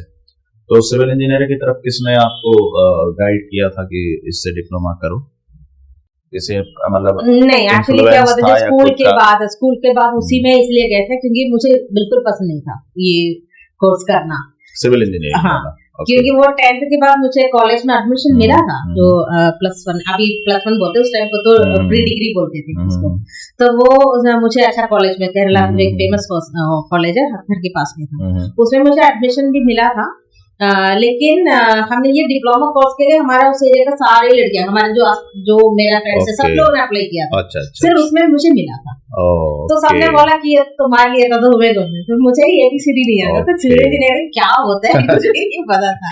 तो फिर आपने किया, लेकिन बहुत मुश्किल था, जस्ट पास करके मतलब पता नहीं कितनी फेल हो गया, तो उसके बाद ही मतलब पास हुआ है। इसलिए मुझे पसंद नहीं है, लेकिन हाँ बिल्डिंग का मैं स्ट्रक्चर बना सकती हूँ, हर चीज। अगर कोई बोले मुझे ऐसे बना, वो तो मैं बना सकती हूँ, लेकिन उसका बेसिक कुछ नहीं, अभी भी नहीं करती हूँ। तो इनिशियल जॉब आपने इसी सेक्टर में किया, लेकिन डिप्लोमा वाले मतलब सिविल इंजीनियरिंग के सेक्टर में किस तरह की जॉब थी आपकी? जो आर्किटेक्ट के साथ में थे हाउस कास्ट में, उनके साथ प्लान बनाना, कभी मीटिंग करना उनके साथ सीखा, तो ऐसे जाते थे। काफी अच्छा आर्किटेक्ट थे, तो उनका कुछ अलग ही था, उनका डिजाइन वगैरह भी कुछ अलग। कितने दिनों तक का ये वर्क एक्सपीरियंस रहा? ये मुझे 2003 तक, जब शादी तक मैंने वो जॉब किया था, उसके बाद जॉब नहीं किया था। शादी मतलब ये दिल्ली के अंदर की बात है, और ये 98 क्लास में आ गई थी, मतलब दिल्ली आ गई। और ये डिप्लोमा आपने परस्यू किया था केरला में, वो 3 साल। और दिल्ली उस समय कब आए? उसके बाद आए थे, डिप्लोमा करने के बाद आए थे। और शादी कब हुई थी? शादी 2003 में ही हुई थी। ओके। और 3 साल का शादी रहा, 6 में आपका ये सारा स्टोरी ये जो आप बता रही थी। ओके। तो फिर ये एजुकेशन के बाद ये सब सारी चीजें, फिर एक जीवन हमारी प्रेरणा, ये एग्जैक्टली कहाँ से शुरू हुई? ये मैंने 2006 से मतलब 7 से 2009 तक पॉजिटिव वुमेन नेटवर्क में काम किया। उसके बीच में बहुत सारे लेडीजों को ट्रेनिंग किया। फिर मैं उनका HIV इन्फेक्टेड बच्चों के साथ मैंने देखा कि वो एक अगला एक टर्निंग पॉइंट था मेरे लिए। अच्छा, इसके बीच में मैं डाइवोर्स का भी थोड़ा बताऊं, क्योंकि उसके बीच में डिवोर्स का टाइम आ गया था। फिर मुझे जाना था केरला, कोर्ट में प्रेजेंट करना था। तो मैं गई। फिर शाम को मैं सूरत में ट्रेनिंग थी, उसके बाद वापस आके तुरंत अगला ट्रेन पकड़ के मैं गई कोर्ट में, जाके साइन करके दे दिया। उस टाइम को जो इन लॉस ने मांगा कि मंगलसूत्र भी उतार के दे दो। मैंने उस टाइम को मैंने कहा नहीं, अभी नहीं उतार, क्योंकि मंदिर में तो मंदिर में मेरा शादी हुई थी, फिर तो मैं कोई मंदिर में निकाल के फिर मैं आपको दे दूंगी। लेकिन उसके बाद ना फिर हस्बैंड मुझे कॉल किया था कि मम्मी से नंबर लिया था, उसके बाद फिर मेरे से कॉल किया। तो मैंने कहा देखो मंगलसूत्र मैं दे रही हूँ, आपकी सिस्टर को दे रही हूँ। तो उन्होंने कहा नहीं देना। मैंने कहा मुझे नहीं चाहिए। फिर बाद में वो बोलना शुरू कर देंगे। फिर तो उन्होंने कहा कि नहीं, फिर एक काम करो, तुम दूसरे एक मंगलसूत्र खरीद लो, जब गाँव जाते हैं तो लोग पूछेंगे ना, तो इसलिए तुम्हें पहनने के लिए। मैंने कहा अगर चाहिए तो मुझे यही चाहिए, नहीं तो नहीं चाहिए। फिर कुछ नहीं बोला। फिर मैंने वापस जाके दे दिया था, मैं एडवोकेट के हाथ में सामने दे दिया था मंगलसूत्र। फिर मैं वापस आ गई, तो वहां पर वो चैप्टर खत्म हो गया। उसके बाद फिर मैंने काम में फोकस किया। फिर वो जो आपके अंदर जो एक उम्मीद थी कि वो भी खत्म हो उसी टाइम को, लेकिन उस टाइम को भी था, डाइवोर्स के बाद भी एक होता है ना कि मतलब तभी भी विश्वास जो होती है ना कभी होगा, क्योंकि मैंने इतना प्रेयर किया है तो वो ऑब्वियसली मतलब वापस आएंगे, ये सोच था।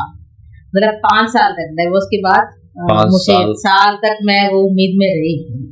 उसके बाद कभी ऐसा वाकया हुआ या एपिसोड हुआ कि कभी हस्बैंड के साथ मिलना हुआ? नहीं, उसके बाद फिर मैं दिल्ली में जो प्रोजेक्ट का जो काम कर रहे थे, उसी टाइम को मैं एक बार जा रही थी दिल्ली से, तो उस टाइम को उनका फोन आया था। तो उन्होंने कहा कि मैं तुम्हारा मंगलसूत्र वापस लेके आई हूँ, तो मैं तुम्हें दे रही हूँ।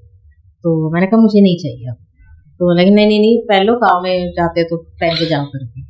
फिर मिलना नहीं हो पाया, लेकिन वो अपने ड्राइवर के हाथ में भेज दिया था ऑफिस में, तो मुझे वापस मिल गया था। ये हुआ था। तो फिर ये काम करते रहे। फिर मैं HIV इन्फेक्टेड बच्चों से मैं मिली। तांबरम हॉस्पिटल है तमिलनाडु में, फेमस हॉस्पिटल है वहाँ पर बच्चों के लिए अलग वार्ड TB और HIV का बच्चों के लिए था। वहाँ मैंने जो बच्चों को देखा वो मेरे लिए तो बहुत एक दूसरा टर्निंग पॉइंट था। सही में क्या फील्ड में मुझे इसमें सही में काम करना है या नहीं करना है, क्योंकि तब तक फिर वो प्रोजेक्ट था इसलिए उसी में काम कर रही थी। उसके बीच में मैंने दिल्ली का ऑफिस खुलवा दिया, ऑफिस नया रजिस्ट्रेशन करवा दिया। एक प्रोजेक्ट मैंने दिल्ली सैप से एक प्रोजेक्ट दिलवाया वहां पर। इसके अंडर में हाँ, एक जीवन हमारी positive network. Okay okay okay. उसके बाद फिर राजस्थान का भी नेटवर्क खुल गया, वहां पर सारे ट्रेनिंग वगैरह सब कुछ दे दिया। फिर मैंने ये जो तांबरम हॉस्पिटल में बच्चों को देखा, तब मुझे ऐसा लगा कि नहीं, बच्चों के लिए कुछ करना चाहिए, क्योंकि हमने तो लाइफ देखा, हमारा बचपन देखा, बड़ा होने के बाद ही काफी कुछ हमने देख लिया, उसके बाद ही हमें HIV मिला हो, उसके बाद फिर तो ठीक है ऑलमोस्ट हो गया। लेकिन बच्चों ने अभी जिंदगी देखा ही नहीं है कि पैरालिसिस से जो है उसमें बहुत सारे साइड इफेक्ट्स होती है, बहुत सारे इश्यूज हो रहे थे। किसी का विजन चले जाते हैं बच्चे, कुछ बच्चे कुछ ऐसे बोल रहे थे, मुझे एकदम ऐसा नहीं था। फिर मैंने सोचा नहीं, अब तो मैं करूंगी। फिर 2009 में मैंने पॉजिटिव नेटवर्क छोड़ा। उसके बाद फिर मैंने एक डिसेबिलिटी फील्ड में काम करना शुरू कर दिया, सोसाइटी फॉर चाइल्ड डेवलपमेंट करके एक NGO है जो दिल्ली में। मैंने वहां पर एप्लीकेशन भेजा तो उन्होंने कहा ठीक है आप ज्वाइन। तो वहां पर प्रोग्राम मैनेजर, उनका जो एक्टिविटी से वो देखना था, लेकिन वहां पर ज्यादा ट्रेनिंग वगैरह ये सब नहीं होती। तो वो 2009 से 2017 तक मैंने वहां जॉब किया। ओके, काफी लंबा। लेकिन मेरा पोजीशन भी बढ़ते जाए, लास्ट में एडमिन डायरेक्टर तक मैं पहुंच गया था, क्योंकि पूरा ऑर्गेनाइजेशन का जो सेकंड पोजीशन मेरे पास, जो डायरेक्टर के बाद में ही देख रही थी। ओके, तो वहां तक मैंने जर्नी किया था। तो जहां पर भी मैं काम करती हूँ, मैं ना 24 आवर्स करती हूँ। मैं पर्सनल हर चीज छोड़ देती काम के लिए, ये मेरा पहले से आदत था उसमें। मुझे लग रहा है यही सब चीजें थी जो जिसने मोटिवेट किया था पॉजिटिव वुमेन नेटवर्क को आपको प्रोजेक्ट सौंपने का। तो मैंने 2000 जब वहां ज्वाइन किया है, उसकी 2013 में मैंने जाके age of India AIDS Health Care Foundation करके एक इंटरनेशनल NGO है, उनका जो 47 अभी तो 50 शायद होने वाला है, 50 कंट्रीज में उनका काम चल रहा है, जो HIV पे काम करते हैं। उनका counselling, medicine, free medicine provide करना और टेस्टिंग वगैरह, ये सब HIV टेस्टिंग प्रिवेंशन में काम करते हैं। को क्या ये UN UN एड देती है? नहीं, वो उनका खुद का ही है। खुद का AHF इज अ मतलब सेल्फ सस्टेन्ड। तो उनका ये कंट्री इंडिया में है, उनका ऑफिस लाजपत नगर में है। तो मैं वहां गई, वहाँ डॉक्टर सैम है, वहां पर कंटेंट डायरेक्टर है अभी। तो उनसे मिली मैं, दोबारा मैंने वहां पर टेस्ट किया, क्योंकि वो प्राइवेट NGO है ना, तो वो मैं गवर्नमेंट हॉस्पिटल में नहीं गई मैं कभी, क्योंकि थोड़ा अपना कॉन्फिडेंशियलिटी का मेंटेन रखने के लिए मैं कहीं जा रही थी, थोड़ा डर था उसमें, किसी को पता ना चले। तो फिर मैंने उसमें जाके फिर डॉक्टर ने कहा कि एक बार दोबारा टेस्ट करो और अपना इम्यून सिस्टम, वायरल लोड कितना है, ये सब देखो, क्योंकि दवाई मैंने स्टार्ट नहीं किया था, तब तक कोई कुछ इश्यू नहीं हुआ।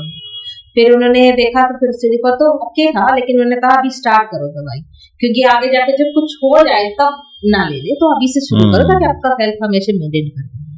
तो फिर 2013 में मैंने वहां पर दवाई स्टार्ट कर। तो दवाई लेने के बाद भी थोड़ा इश्यूज तो चल रहा था, साइड इफेक्ट्स कुछ था 2-3 महीने के लिए। तो हाँ, ये इससे पहले मेरा भाई को पता चल गया था कि मेरे बारे में, जो उन्होंने एक वो जॉब मिल गया था उनको वेदांता कंपनी में। तो वहां से एक बार दिल्ली में ट्रेनिंग था उनके लिए, तो वहां वो आए यहाँ पर, तभी उनको पता चला कि मैं अकेली रहती हूँ और HIV का कारण। फिर मैंने उनको बता दिया, मैंने ये इतना डर से मैंने उनको बोला कि मुझे ऐसा लगे उसके बाद वो मुझे पता नहीं क्या बोलेंगे, क्या सोचेंगे मेरे बारे में। लेकिन उनका जो रिप्लाई था ना, तो वो बहुत, मैंने कभी सोचा ही नहीं था। उन्होंने मुझे कहा तो क्या हुआ दीदी, आप दुनिया की पहली इंसान थोड़ी है जिसको HIV है। तो फिर उन्होंने कहा आप अकेले मत रहो, क्या आप ना घर चले जाओ, मम्मी पापा के साथ घर में रहो, वो हमारा घर है, किसी और को जवाब देने की जरूरत नहीं है, मैं देखूंगा ना। तो मैंने कहा नहीं भैया, अभी मैं कर सकती हूँ काम, जितना मैं कर सकती हूँ उतना करने दो, जब मुझे लगेगा मुझे जरूरत है तब मैं आपको अप्रोच करूँगी, तब तो मुझे रह देगा, और गाँव में मम्मी पापा को भी दिक्कत हो जाएगा। तो मैंने कहा नहीं जाना। फिर उस टाइम से हमेशा भाई को पता है कि हर चीज में वो हफ्ते में एक बार तो जरूर फोन करके पूछते हैं, अगर मैंने नहीं किया तो वो जरूर फोन करते हैं। भाई का बहुत सपोर्ट है उसके बाद। फिर दवाई स्टार्ट किया, 2-3 महीने थोड़ा साइड इफेक्ट शुरू हो गया था। एक उसमें बहुत खतरनाक साइड इफेक्ट था मेरे लिए कि कभी कभी दवाई भी बीच में छोड़ती थी उसकी वजह से। फिर भैया के पास जाके रुकती थी, गुजरात में था ऑफिस, तो 2-3 महीने 1 महीने वहां रुकी थी। तभी मेरा ऑफिस जो मैडम है जो सोसाइटी फॉर चाइल्ड, उन्होंने बहुत सपोर्ट किया मुझे। तब तक उनको पता ही नहीं था कि मैं पॉजिटिव हूँ। ओके। जब उनको पता चल गया तो काफी अच्छा सपोर्ट था। उसके बाद उसी ऑर्गेनाइजेशन में भी एक कुछ प्रोजेक्ट उनको एक अवार्ड मिला था, तो उसमें कुछ फंड आए थे, तो उन्होंने एक प्रोग्राम अलग अलग स्टेट में करना चाह रहे थे, तो उसी में मैंने ही सपोर्ट किया, क्योंकि मैंने उस एनजीओ को कनेक्ट किया जो एचआईवी फील्ड में काम करती है, क्योंकि मैं ऑलमोस्ट हर एरिया का जो एचआईवी जो नेटवर्क को जानती हूँ। तो मैंने केरला, तमिलनाडु, आंध्रा, फिर यूपी का, राजस्थान का, इन सबको कनेक्ट करके मैंने काम एचआईएफ के साथ। हाँ, मैं डिसेबिलिटी में काम कर रही थी, लेकिन मैंने एचआईवी फील्ड को छोड़ा नहीं है, वो लेडीज को हमें चलता है। तो उसी में फिर मुझे ऐसा लगा कि लेडीज को ना काम बहुत इसमें बहुत मुश्किल है वो काम मिलना। एक तो एजुकेशन काम है, क्योंकि जहाँ पर भी मैंने ज्यादा उनके साथ काम किया जो जिनके पास एजुकेशन नहीं है और कोई अपॉर्चुनिटीज नहीं है उनके काम का है, तो भी कहीं जाते हैं उनका फिर हेल्थ ठीक नहीं होता है। तो एक चीज जरूर मैंने नोटिस किया, देखो मैं सब जब ट्रेनिंग के लिए जाते लोग मुझे पूछा आप क्या खाते हो, आप कैसे मेंटेन करते हो, तो उनको ऐसा लगता है कि मैं कुछ अलग ही खाती हूँ क्योंकि अपना हेल्थ मेंटेन रखने के लिए। मैंने कहा जो आप खाते हो वही मैं खाती हूँ, लेकिन मैं ना हमेशा बिजी रहती हूँ, मुझे ना इसके बारे में सोचने का टाइम नहीं है। जब मैं मुझे सोचना है ना, मैं वो सोचती हूँ कल मैं उनके लिए क्या करूँ, कल काम के लिए ये क्या नया कुछ करूँ, ये सोचती हूँ। आप लोगों ने जब बैठकर इसके बारे में सोचते हैं, मैं बीमार हूँ, मैं कैसे, अरे घर का खर्चा कैसे चलेगा, ये सब सोचते हैं। तो ये सोच क्यों हो जाता है? जो ये लोग दवाई ले रहे हैं, इतना स्ट्रॉन्ग मेडिसिन है, अगर कोई वायरस को आप स्टॉप मतलब कंट्रोल करने का दवाई ले रहे हैं, उसके साथ में आपको खाना, हर डॉक्टर कहेंगे खाना आप अच्छा खा लो, हम भी यही कहते हैं आप अच्छा खाना खा लो, खुशी से खुशी से इंसान तब जिएगा ना जब उनके पास कुछ खाने के लिए सही सलामत कुछ पैसा हो या कुछ आगे जीने का कुछ हो, लेकिन उनके पास है ही नहीं है। घर में इतना टेंशन चलता है, बच्चों का टेंशन, हस्बैंड का टेंशन, या तो वो कैसे आ सबसे ज्यादा फेस करते लेडीज।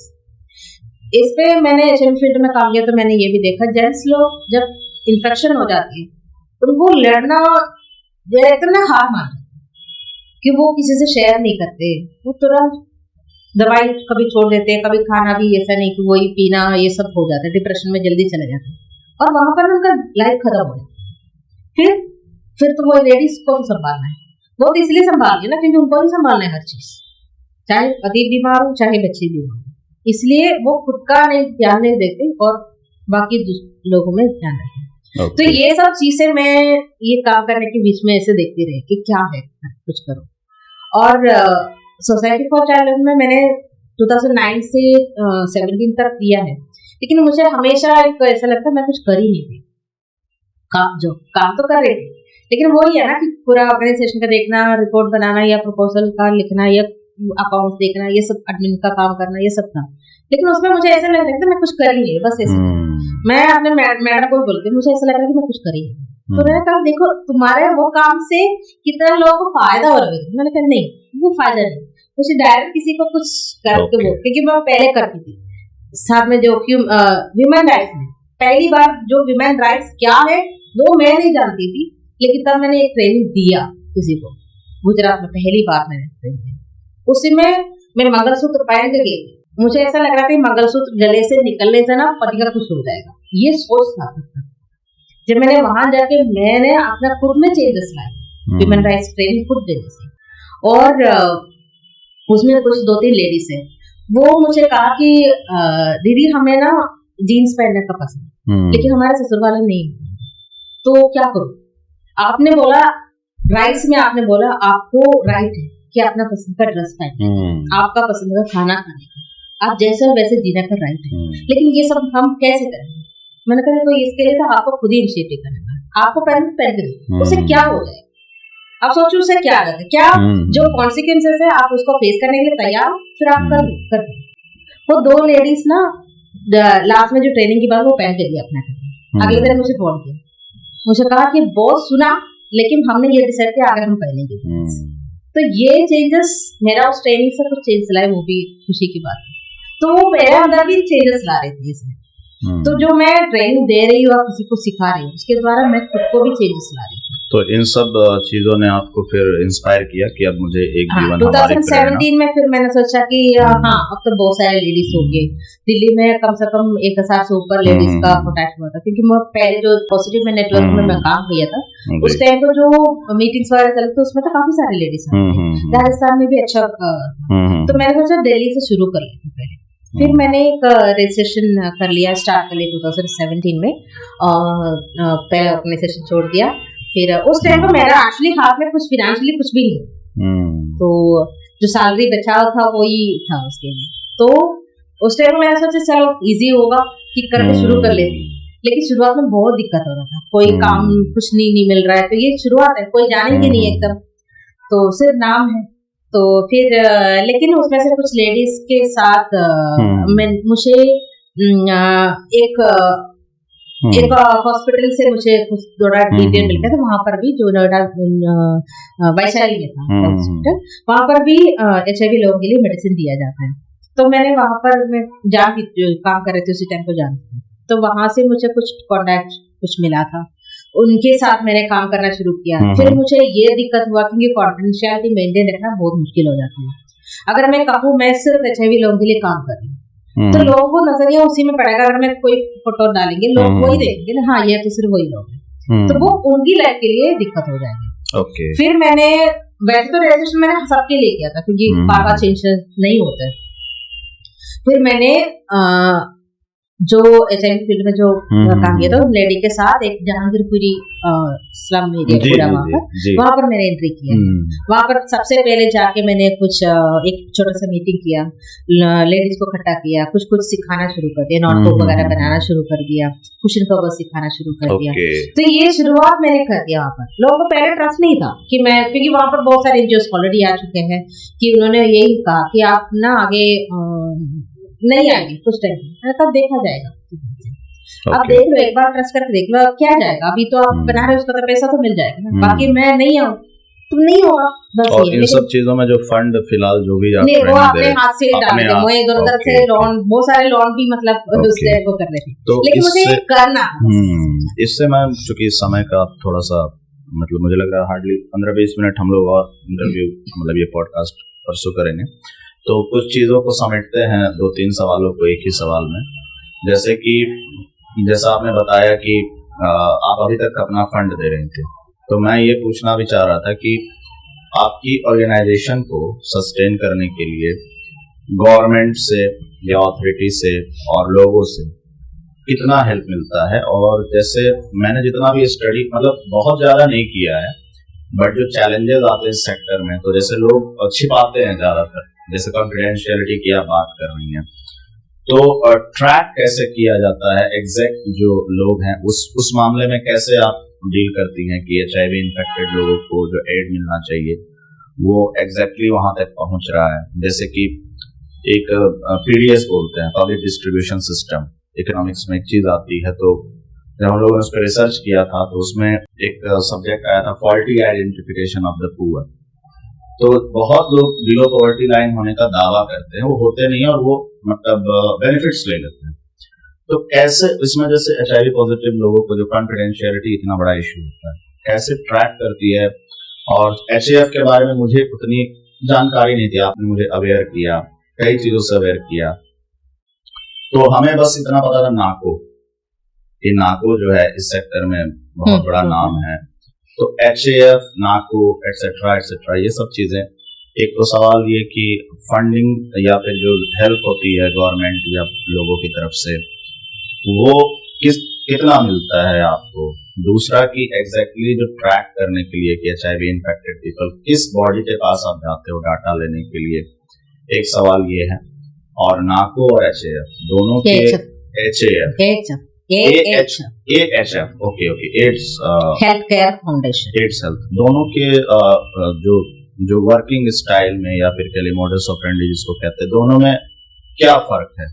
जो AHF जो काम कर रही है और नाको जो काम कर रही है? नहीं, नाको एक्चुअली गवर्नमेंट एजेंसी है, जो पूरा नेशनल एड्स कंट्रोल सोसाइटी जो गवर्नमेंट एजेंसी। मैंने उनको कभी मतलब अप्रोच नहीं किया। अच्छा, नाको को आपने कभी अप्रोच नहीं किया? क्योंकि मेरा काम का जो है ना livelihood for women, financially independence बनाने का, नाको जो फोकस जो करते हैं उनका काफी अवेयरनेस करने में और एडवोकेसी में और काफी सारी जो ऐसी चीजें हैं वो कर रहे हैं। लेकिन ये जो चीज है ना ये अलग है, मतलब अलग है। तो ये उनसे ही मतलब मैं अप्रोच कर सकती हूँ, नहीं जो इस एरिया में फोकस करती हूँ। लेकिन AHF है जो हेल्थ, क्योंकि मैं ऑलरेडी वहां पर दवाई ले रही हूँ और साथ में उन्होंने मुझे इसलिए सपोर्ट करे, मेरे इंश्योरेंस के लिए इसलिए सपोर्ट करे क्योंकि as a woman living with HIV and also supporting other women, तो वो उसके लिए वो देखी मुझे दिया है। तो शुरू से जब फाइनेंशियल क्राइसिस हो रहे थे, नहीं हो रहा ना, तो AHF ने क्या किया कि डायरेक्ट हमें फंडिंग नहीं दे रहे, तो उन्होंने क्या किया, उनका कुछ प्रोग्राम्स के लिए जैसे बैग चाहिए, कोई इवेंट कर रहे हैं उनके लिए, उनको टी-शर्ट चाहिए, कुछ बैग चाहिए, कुछ और चीज भी चाहिए होगा, तो वो मैं बना के देती हूँ। बैग वगैरह मैंने अपने लेडीज को बोला छाप ये कर, लेकिन वो लेडीज पूरा नहीं बना पाएंगे, लेकिन वो कुछ कुछ चीजें ऐसे करके हाथ का कुछ काम, जो टी-शर्ट है कुछ एम्ब्रॉयडरी करना है, कुछ पेंट करना है उसके ऊपर, वो करके हम दे दिया करते हैं। तो उसका जो फंड आते हैं, उसका जो प्रॉफिट है वो दोबारा में इस काम में लगा। ओके। तो ऐसे करके और लेडीज को मैं काम दे रहे थे और साथ में खड़े रहे। तो वो जहांगीरपुरी में उसके अलावा जो इंडिविजुअल डोनर्स वो मुझे कोई कपड़ा दे दिया या फिर कुछ खाना दे दिया, कुछ रिफ्रेशमेंट दे दिया, वो सब मैं वहां बांट दी, क्योंकि मुझे रखना है सबको बांट। जहाँ कपड़ा आ गया जहांगीरपुर में दे दिया, जैसे कंबल विंटर में कुछ आ गया दे दिया, बच्चों का कुछ टॉयज वगैरह आ गया वहां दे दिया। तो यही करते रहे। तो लेडीज के साथ हमने जो life skill education for children भी स्टार्ट कर दिया, तो वो भी चलता, काफी बच्चे भी हमारे साथ जुड़ गए। तो और ये जो HIV को जो आइडेंटिफाई करने हैं, ऑलरेडी मेरे साथ ऑलरेडी कॉन्टैक्ट है, जो जहाँ पर मैं पॉजिटिव मिनट में काम करती हूँ, वो कॉन्टैक्ट ऑलरेडी काफी था उनकी थ्रू और लोगों से जो, क्योंकि वो भी दवाई लेने के लिए गवर्नमेंट हॉस्पिटल जाते हैं, वो भी और जो मेरे को जानते हैं। जब हमने जो इस साल जो 2000 जनवरी में लास्ट ईयर है 2024 में, उस टाइम को हमें कुछ फंडिंग आए थे जो प्राइवेट एरिया से, प्राइवेट कंपनी से जो फंडिंग आए थे। तो एक फंडिंग में ऐसा था कि जो HIV फैमिलीज को राशन देना, जो न्यूट्रिशन सपोर्ट देना, तो हमारे पास ऑलरेडी कॉन्टैक्ट है, तो 400 लोगों को इजिली हम दे पाए उसमें। उसमें कुछ AHF ने भी सपोर्ट किया, उनका कुछ क्लाइंट का डेटा मुझे दिया था ताकि उनको भी वो सपोर्ट किया। तो वो 150 लोग उसी में से भी हमने दिया था। तो मैं AHF का हमेशा करती रही, उनका क्लाइंट्स को भी मैं सपोर्ट करती रही। आपकी जो संस्था है पब्लिक में, जैसे अभी आपसे कुछ देर पहले मेरी थोड़ी बात हुई थी, तो आपने एक बहुत ही स्ट्रांग स्टेटमेंट दिया था और मुझे भी अवेयर किया था। जैसा मैंने बोल दिया था कि इस बीमारी से जो आप लड़ रही हैं, तो आपने कहा था कि no, this is not a disease. First of all आप ये क्लियर कर देना चाहती हैं। तो ये लैक ऑफ अवेयरनेस की वजह से, क्योंकि अभी तक जो, और मुझे भी और मेरे साथ संग में भी जो भी लोग जानते हैं, इसको एक HIV की कंडीशन को डिजीज की तरह ही, इनफैक्ट डॉक्टर्स भी, लाइक आपने खुद ही बताया कि पहली बार डॉक्टर ने नेगेटिव काउंसलिंग करी। तो पब्लिक में अवेयरनेस क्रिएट करने के लेवल पे क्या आपकी संस्था ने कुछ काम किया या करती है? क्योंकि मुझे लगता है बहुत ज्यादा जरूरत है एक मतलब सोसाइटी में इस चीज के प्रति, जितनी चीजें आप बता रही हैं। देखो आसन इंडिविजुअल पर्सन, जब मैं कहीं मेडिसिन लेने जाती हूँ या कुछ है, तो मैं कुछ मेडिसिन वैसे ले रही हूँ, तो मैं उनको ये केमिस्ट से पूछती हूँ कि एक बार ऐसा हुआ था, मैंने बोला कि अच्छा मैंने HIV का दवाई ले रही, तो इसके साथ ये लेने में कोई दिक्कत नहीं होगा करके, तो एकदम हैरान हो गई कि ये क्या बोल दिया तुरंत। तो उसने मुझे पूछा कि काफी सारे सवाल किया कि अच्छा कैसे फैलता है, क्या क्या सावधानी रखनी है, तो वो उसने को मैंने बता दिया, लेकिन मेरे साथ कोई ऐसा भेदभाव नहीं किया। तो ऐसे जहाँ पर भी मैं अपने काम के लिए जाती हूँ कि मुझे ऐसा लगे तो उनको उससे जानकारी दी, तो मैं उनको बोलूँ, जैसे ऑफिस में कोई विजिट के लिए आता है, मुझे पता है जब आपको पता है कि उनको नहीं पता, तो वहां पर मैं बताती हूँ कि ये ऐसा नहीं है। तो उसमें हमने सवाल किया था HIV के बारे में, पहले एक HIV सवाल करने से जो हमने एक सेशन भी रखा था HIV के बारे में, AHF से कोई आए थे उनको बारे में जैसा जानकारी देने के लिए, उससे पहले हमने एक सवाल किया ताकि हमें जानना था वो कितना जानते हैं। उसमें मैंने ये नोटिस किया कि जो लेडीजों से ज्यादा जो यंग जनरेशन यूथ है, जो 11 से 20 तक जो है, उनमें थोड़ा जानकारी ज्यादा है, क्योंकि 9th और 10th क्लास में HIV का क्लासेस होते हैं, तो उसके अलावा कुछ जानकारी बच्चे भी कुछ जाने, लेकिन लेडीजों में कम था, जहाँ पर ज्यादा अवेयरनेस होना चाहिए उस चीज में, और बच्चों में ऑब्वियसली होना चाहिए, लेकिन लेडीज को और लेकिन तो हमने अपना ही ग्रुप में जहाँ पर भी हम मीटिंग करते थे वहाँ पर HIV के बारे में बात करते हैं।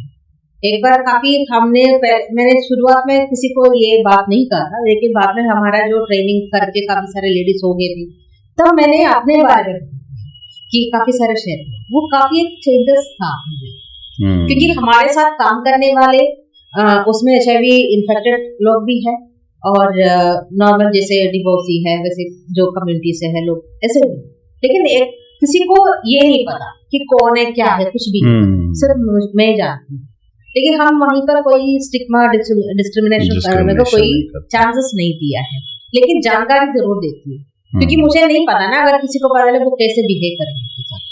और जैसे आपके साथ जब ये मतलब आपने जब जाना कि आपकी मतलब पॉजिटिव रिपोर्ट आई थी, तो आप एक किसी तरह से आपने एक ऑर्गेनाइजेशन तक आप पहुंच गई थी, तो आप कुछ वैसे ऑर्गेनाइजेशंस बताना चाहेंगी हमारे चैनल के माध्यम से दर्शकों को, कि अगर किसी को इस तरह की प्रॉब्लम नहीं, सॉरी टू से, कोई HIV इन्फेक्टेड अगर कोई इनिशियली किसी को पता लगता है, और तो वो कहाँ उसको अप्रोच करना चाहिए काउंसलिंग के लिए? देखो, मैं ऑनलाइन काउंसलिंग भी करती हूँ, क्योंकि मेरा फेसबुक में ऑलरेडी नंबर मैंने डाल रखा है, जो चाहे तो मतलब ये नंबर है कि फेसबुक सुनंदा नटराजन का नाम पे ही मतलब फेसबुक में है, 8851824290 ये नंबर है, उसमें फेसबुक खोलेंगे तो उसमें मिल जाएगा। तो आप ही के नाम से ही मेरे नाम से ही एक्शन पेज है, इस वाले, क्योंकि मैं जीवन नाम के नाम से अभी मैंने ज्यादा नहीं किया, क्योंकि मेरा लिमिटेड पर्सन है, ह्यूमन पावर अभी कम है, तो इसलिए तो पर्सनल लेवल पे आप काउंसलिंग कर रहे हैं। मेरे पास बहुत कॉल भी आते हैं शाम के टाइम में, जो कॉल आते हैं काफी अलग अलग स्टेट से भी कॉल आते हैं कि बहुत सारे इश्यूज है, जेंट्स कॉल करते हैं, लेडीज कॉल करते हैं, तो मैं उसमें ट्रांसजेंडर लोगों के साथ भी मेरा बात होती है, तो ये अवेयरनेस में बताती हूँ। बाकी जो टेस्टिंग वगैरह का मैं बोलती हूँ, या फिर आपका अपने आसपास जो टेस्टिंग सेंटर है जो गवर्नमेंट का, वहां चले जाए, या फिर प्राइवेट एरिया में जाओ, तो जहाँ पर टेस्टिंग वगैरह होती है। क्या सफिशिएंट है मतलब टेस्टिंग के सेंटर्स, या आपको लगता है कि और अभी इस मामले में डेवलप करना चाहिए? नहीं, मतलब टेस्टिंग तो है, लोगों को जानकारी, देखो जब उनको बहुत सारे चीजें जो लोगों को पता नहीं है, अगर जैसे दवाई है, अगर आपको लग रहा है कि आप कुछ सिचुएशन आपके साथ हुआ है, तो 72 आवर्स के अंदर आपको एक दवाई है कि आपको ना हो, तो वो दवाई है, लेकिन कितना लोगों को पता है, वो नॉर्मल केमिस्ट का शॉप से नहीं मिलेगा, तो आपको हॉस्पिटल जाना ही पड़ेगा, टेस्टिंग सेंटर, जो एड्स हेल्थ केयर फाउंडेशन है, लाजपत नगर में AHF इंडिया करके है, इंडिया केयर्स का भी नाम से वो मनाया जाता है, तो वहां पर भी आप फ्री टेस्टिंग है, वहां पर कॉन्फिडेंशियलिटी मेंटेन किया जाता है, तो टेस्टिंग वहां पर भी पॉसिबल है। लेकिन जब भी मुझे कॉल आता है, जैसे जो नंबर पे कॉल आते हैं, तो वो मैं उनको ये कह देती हूँ, अगर आपको टेस्ट करना आप वहां चली जाइए, या फिर गवर्नमेंट हॉस्पिटल में जाइए। तो काफी अभी तक जो एक्सपीरियंस में मैंने देखा, गवर्नमेंट हॉस्पिटल में जाने के लिए थोड़ा सा लोग रहते हैं, क्योंकि देखो और भी जने आते हैं, उनको डर रहता है कि कोई किसी को पता ना चले, है ना, जो सवाल करेंगे, क्योंकि वो उस एरिया है, ICDC टेस्टिंग सेंटर है, कि कोई पूछेगा, तो ये डर की वजह से थोड़ा जाना कम करते हैं, लेकिन दवाई के लिए फिर जाता है, क्योंकि गवर्नमेंट से वो पेंशन भी मिल जाती है, जो दवाई जो ले रहे हैं उनके लिए। और जैसे 2017 से आपने ये जर्नी, आपकी एक जीवन हमारी प्रेरणा की शुरुआत हुई, तो लगभग 8 साल का समय अब होने को आया है, तो इतने 8 साल के ड्यूरेशन में सबसे चैलेंजिंग चीज आपको क्या लगी, लाइक इस फील्ड में काम करने के दरमियान? चैलेंजिंग चीज सबसे ज्यादा जो फंडिंग रेज करने में बहुत दिक्कत था, क्योंकि मेरे पास इतने सारे लोग हैं। कितने लोग अब तक इससे बेनिफिटेड हुए होंगे? More than 600। क्योंकि हमारा जो स्किल डेवलपमेंट ट्रेनिंग है, लाइवलीहुड एक्टिविटीज चल रही है, लाइफ स्किल एजुकेशन बच्चों के लिए है, उसके अलावा हर महीने हम सैनिटरी नैपकिन बांटते हैं लेडीजों में, जहांगीरपुरी में आपको हम नया जो एरिया है आजादपुर में वहां पर भी शुरू करेंगे। उसके अलावा फिर जो कपड़े लोग डोनेट करते हैं हमारे पास, उसमें से अच्छा सा निकाल के फिर लोगों को देते हैं। एक कंपनी है डेली ड्यूटी फ्री, वो अपना यूनिफॉर्म वगैरह हमें डोनेट करते हैं। उसे हम कुछ चीजें बनाने के लिए उनको सिखा देते हैं, वो कपड़ा वगैरह। तो ऐसे काफी सारे एक्टिविटीज हमारे चलते रहे। कुछ हम एक लिमिटेड नहीं है वो। अभी हमने जो वेलनेस डे का शुरू किया था, तब से हमने HIV अवेयरनेस की प्रिवेंशन के दौर से हमने फ्री कॉन्डम्स भी डिस्ट्रीब्यूट करना शुरू कर दिया। हम ऑफिस में भी रखा है, जो लेडीज आते हैं हम उनको भी कहा जाता है। और वो जो फ्री कॉन्डम्स है वो जो AHF हमें प्रोवाइड कर देते हैं, उनके पास ऑलरेडी फ्री। ओके, अच्छा, जैसे हर किसी के लाइफ में एक कहते हैं कि होप होती है या फिर ड्रीम होता है, तो आपके लाइफ में जैसे या फिर एक जीवन हमारी प्रेरणा को लेकर के या पर्सनल लेवल पे क्या ऐसी एक होप है या फिर आप ड्रीम कह सकते हो आपका कि आप अपने जीवन में अभी ये एग्जीक्यूट कम से कम इतना कुछ करना चाहती हैं? मेरा जो ड्रीम है, जो ऑर्गेनाइजेशन के जब चाहे पर्सनल हो या ऑफिशियल हो, मेरे लिए वो ये एक ड्रीम है जो लेडीज होगा, जो क्योंकि मैं फाइनेंशियल इंडिपेंडेंस उसी में ही काम कर रही हूँ, इसलिए मेरा यही ड्रीम है कि जो लेडीजों का एक सेपरेट बिजनेस यूनिट शुरू हो जाए, वही रन करे, वही सब कुछ देखे। तो उसके लिए हम अगले साल से हमारा शुरुआत होने वाला है। एबव एंड बियॉन्ड करके एक हमारा एक ब्रांड है, उसी नाम से हम शुरू करेंगे। क्या नाम है ब्रांड का? Above and beyond. Above and beyond. Okay, very nice name. Actually above का जो मीनिंग भी वो इसलिए है क्योंकि हमने जो भी जितना भी स्ट्रगल किया है, चैलेंजेस हमने फेस किया है, जो पेन था, हर चीज एबव था। एंड जो हमारे अंदर जो स्किल है, जो टैलेंट है, जो कुछ करने की हिम्मत है, वो भी बियॉन्ड है। तो इसलिए बियॉन्ड नाम देता है। बहुत अच्छा नाम है, वेरी तो सिंबॉलिक। उसको हम शुरू किया हमने। हर हमारे बैग में भी आप देखोगे तो उसका जो ब्रांड नेम दिखेगा। लेकिन अब 2025 में हमारा वो एज ए बिजनेस यूनिट हम पूरा पब्लिसिटी देने के लिए जाएंगे। तो उसमें पहले लेडीजों को जोड़ा जाएगा, जो जितना लेडीज ने हमें जो ट्रेनिंग दिया है उसमें मार्केटिंग स्किल आगे करेंगे। ट्रेनिंग सारे हम NGO में करेंगे, NGO में हमारी प्रेरणा में, लेकिन सेलिंग एंड वो सब कुछ उसी में हो जाएगा। तो एबव एंड बियॉन्ड अभी कंसेप्शन के लेवल पे ही है या फिर इसका कुछ जैसे रजिस्ट्रेशन या सब कुछ हो गया है, ऑलरेडी हो चुका है। अब आगे से हम उसी में प्रॉपर काम करेंगे, क्योंकि अभी तक जीवन हमारी प्रेरणा में ही फंडिंग आ रहे थे उसके लिए, जो प्रोडक्ट कुछ किसी को लेना तो हम वही कर रहे थे। अब हम इसी में सिर्फ ट्रेनिंग दिखाएंगे और जो सेलिंग एंड इनकम सब कुछ। तो हम उम्मीद कर सकते हैं कि 2025 में एबव एंड बियॉन्ड के कुछ प्रोडक्ट्स आ जाएंगे, मतलब आपके जरूर आ जाएंगे। हम नया कुछ सोच रहे हैं, क्योंकि इतनी सारे जो कामों में, क्योंकि मेरे भी सीख था ये, जो हर चीज में पहले करके देखती हूँ, फिर कभी फेल भी हो जाते हैं, बहुत सारी चीजें फेल हो जाती है, लेकिन मैं लोग बोलते हैं आप ऐसे फेल हो रहा है, आप क्यों कर रहे हो उसमें। लेकिन मैंने कहा देखो, मुझे उसी में खुशी है जो करके देखना, फेल से ही हम जीत लाएंगे। अगर हर चीज सही में करके जाएंगे ना, हम कुछ नहीं सीखेंगे। तो हमें वही चीज देखना है। फाइनल जाके मैंने देखा लेडीजों के क्या इंटरेस्ट है, हर चीज देखा जाएगा तो साड़ी और ब्लाउज का इंटरेस्ट है, तो कुछ अलग लेवल से हम लेके जा रहे हैं उस चीज को। तो अगले साल और प्लस मैं AHF ट्रांसजेंडर लोगों के लिए भी काफी उनका अलग प्रोग्राम है, तो उनकी थ्रू मैं भी पूछती हूँ कि क्या है उनकी तरफ से। जो मैं सिर्फ HIV उसमें नहीं देख रही, जैसे हमें अलग किया जाता है, जो HIV सुन के अलग किया जाता है, वैसे मैंने देखा है ट्रांसजेंडर लोगों को भी अलग किया जाता है। लोग बोलते हैं वो अपना दुनिया बनाते हैं, वो दुनिया इसलिए बनाते हैं ना क्योंकि उनका अलग किया जाता है। लेकिन हम साथ देने के लिए शुरू, जब वो हमारे ऊपर ट्रस्ट करेंगे तभी जाके उनका भी इंक्लूशन हो जाएगा। तो वो अगले साल से हमारा एक नया प्रोग्राम स्टार्ट हो रहा है, inclusion of women and transgender. तो वो भी एक लाइवलीहुड एक्टिविटीज में है, उसके थ्रू उनका भी एक अलग यूनिट बनेगा उनका। तो ये सब प्लानिंग है। ये जब एक यूनिट बन जाएगा, ये सारे प्रैक्टिस, ये एक्सपीरियंस हो जाएगा, लेडीज अच्छा सा इसमें अगले साल है। उसके बाद जैसे जहांगीरपुरी में हमारा एक अच्छा यूनिट बनेगा, तो उसके एक अलग यूनिट बनेगा। फिर मुझे एबव बियॉन्ड अभी मेरा है, तो अगला ये जो यूनिट बनेगा, जब ये एक्सपीरियंस हो जाएगा, तो जागरपुरी के लिए तो अलग ही यूनिट होगा, वही चलाएंगे, मुझे उसके ऊपर कोई कुछ करना है। चलिए, हम उम्मीद करते हैं कि 2025 में ये सारी चीजें जो आप कर रही हैं वो एक अलग तरीके से निखर करके सामने आएंगी। इसके अलावा एक और चीज मैं कहना चाहूंगी, जो गर्ल्स एक्ट करके जो एचएफ का नया प्रोग्राम हमारे साथ स्टार्ट किया था, उसमें हमने मेंस्ट्रुअल हाइजीन पे और इंटरनेशनल गर्ल चाइल्ड डे पे हमने काफी सारे प्रोग्राम किया था जो गर्ल्स को लेके, वो इन्फेक्टेड अफेक्टेड भी है और भी जो श्रम से जो लड़कियां हैं, तो सबको मिला के हमने हमेशा प्रोग्राम करके आ रहे थे। तो उसी में उनको भी देखा, उन्होंने भी देखा हमारे काम को बहुत अच्छे तरीके से कर रहे हैं।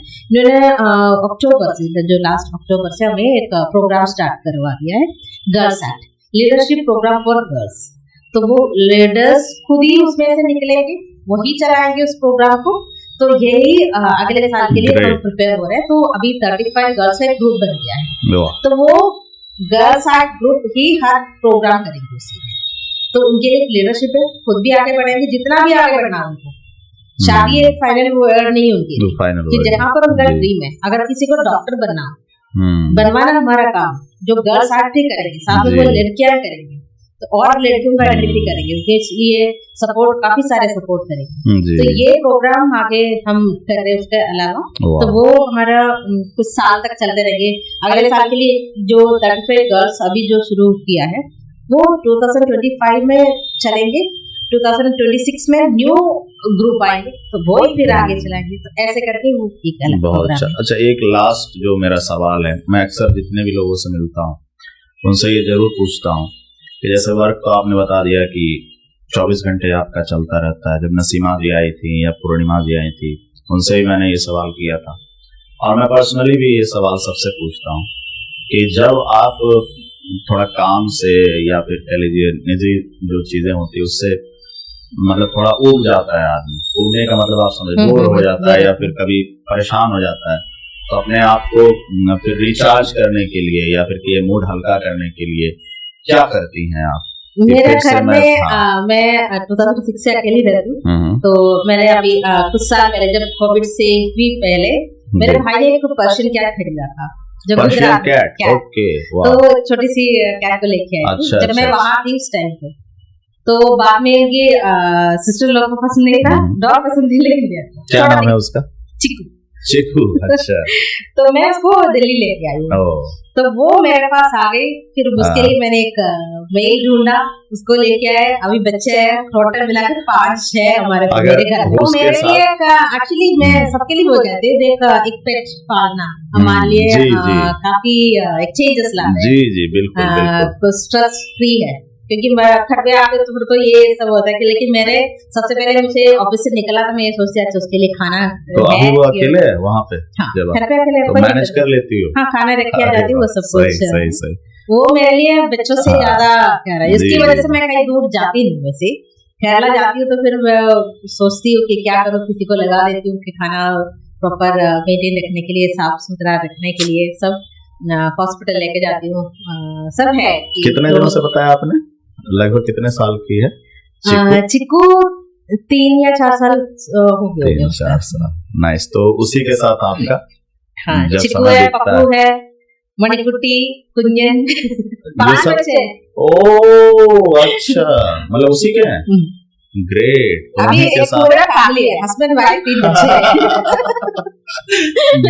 ग्रेट। तो उसी में आपका बाकी जो आप उनके साथ मतलब समय बिताती हैं तो हाँ, मेरे साथ सोचते हैं कि खाना उनके लिए अलग रख देते हैं, बाकी मेरा टाइम फुल उनके लिए है। वाह, नहीं उस अनुभव को मैंने भी जिया है। मेरा फैमिली वाले सब बोलते हैं कि अगले दिन में मेरा बिल्ली बन कर नहीं बहुत अच्छा होता है। और उसको कहा जाता है कि मतलब बिल्लियां लोगों को चूज करती हैं, उनके बारे में ये कहा जाता है कि chosen by a cat is a very precious and rare thing. अगर आपको कोई बिल्ली पसंद करने लग जाती है इन अ गुड वे, कि वो बहुत प्रेशियस चीज मानी जाती है, वो इधर थोड़ा सोसाइटी में टैबू है, लेकिन जैसे पर्शियन कैट तो उन सब तरफ उनको बहुत रिस्पेक्ट और ऑनर से। और मुझे तो मेरा भी अनुभव रहा है एक बिल्ली पालने का, तो मुझे भी पता है कि कितना वो सुखद अनुभव होता है। तो मेरे ख्याल से हमारे अब जितने भी सवाल, वैसे तो बहुत सवाल है मैम, लेकिन टाइम का थोड़ा कंस्ट्रेंट है और ये बहुत ही इंफॉर्मेटिव कन्वर्सेशन थी। एक्चुअली मेरा फ्रेंड्स 2-3 फ्रेंड्स है, वो मुझसे कहता है कि आपका ना पूरा स्टोरी बना के तो पता नहीं कितना बुक्स बन जाएगी। आई एग्री मतलब मैं ये कहने वाला था क्योंकि मेरा चाइल्डहुड से लेके बहुत सारी स्टोरीज है कि लोगों को पता नहीं है, किसी को भी नहीं पता, चाहे माँ बाप, मैं किसी से शेयर नहीं करती, मतलब माँ बाप से भी थोड़ा दूर रहती हूँ हमेशा। तो हर चीज में बहुत सारी स्टोरीज ऐसा है कि अभी तक अगर मैं वीडियो को भी लेके बहुत सारी स्टोरीज है, कैसे मेरा रिलेशन है कि जैसे जो चिक्कू का डिलीवरी का टाइम है, तो मुझे ऐसा लगा चाहे मुझे मौका नहीं मिला था कि माँ बनने का, लेकिन वो मुझे उनके थ्रू मुझे पूरा उसका डिलीवरी, क्योंकि उसका काम था बच्चे पैदा करके साइड में खड़े रहे, बाकी सब कुछ मैंने किया। डॉक्टर ने मुझे सिखाया था कैसे उसका कटिंग करनी है, जो क्लिप डालनी है, सफाई करनी है, बच्चों को कैसे संभाल के पोषना है, ये सब कुछ मैंने। तो उस टाइम मुझे ऐसा लगा फिर ह्यूमन मुझे वो मौका नहीं मिला कि उसके थ्रू मुझे मिला है। तो ये सब एक कनेक्टेड है अच्छे से, हम उसको अलग नहीं देखते। आप अगर अपने जीवन पे किताब लिखना चाहे, अपने जो लाभान्वित हुए हैं, आपके बेनिफिटेड हुए हैं आपके प्रोग्राम से, उन पे लिखना चाहे, तो मुझे लगता है कि कई ऐसी स्टोरीज हैं जिससे बहुत लोग बहुत इंस्पायर भी होंगे और उनको बहुत अच्छा लगेगा जान करके।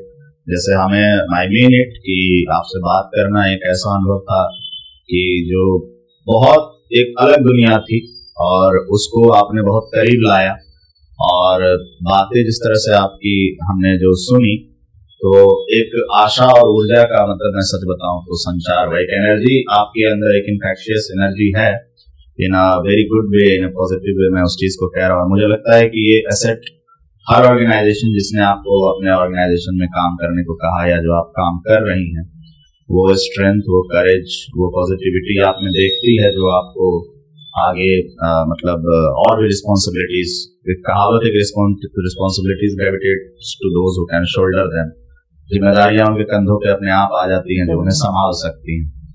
तो मुझे लगता है कि वो चीज आपके साथ हुई है, और जो भी आपने चीजें बताई हमारे लिए बहुत अच्छा था, और उम्मीद करते हैं कि आपसे फिर जल्दी हम लोग मिलेंगे, काम के सिलसिले में मिलेंगे, और आपका काम ऐसे बदस्तूर बढ़ता रहे, आगे बढ़ता रहे।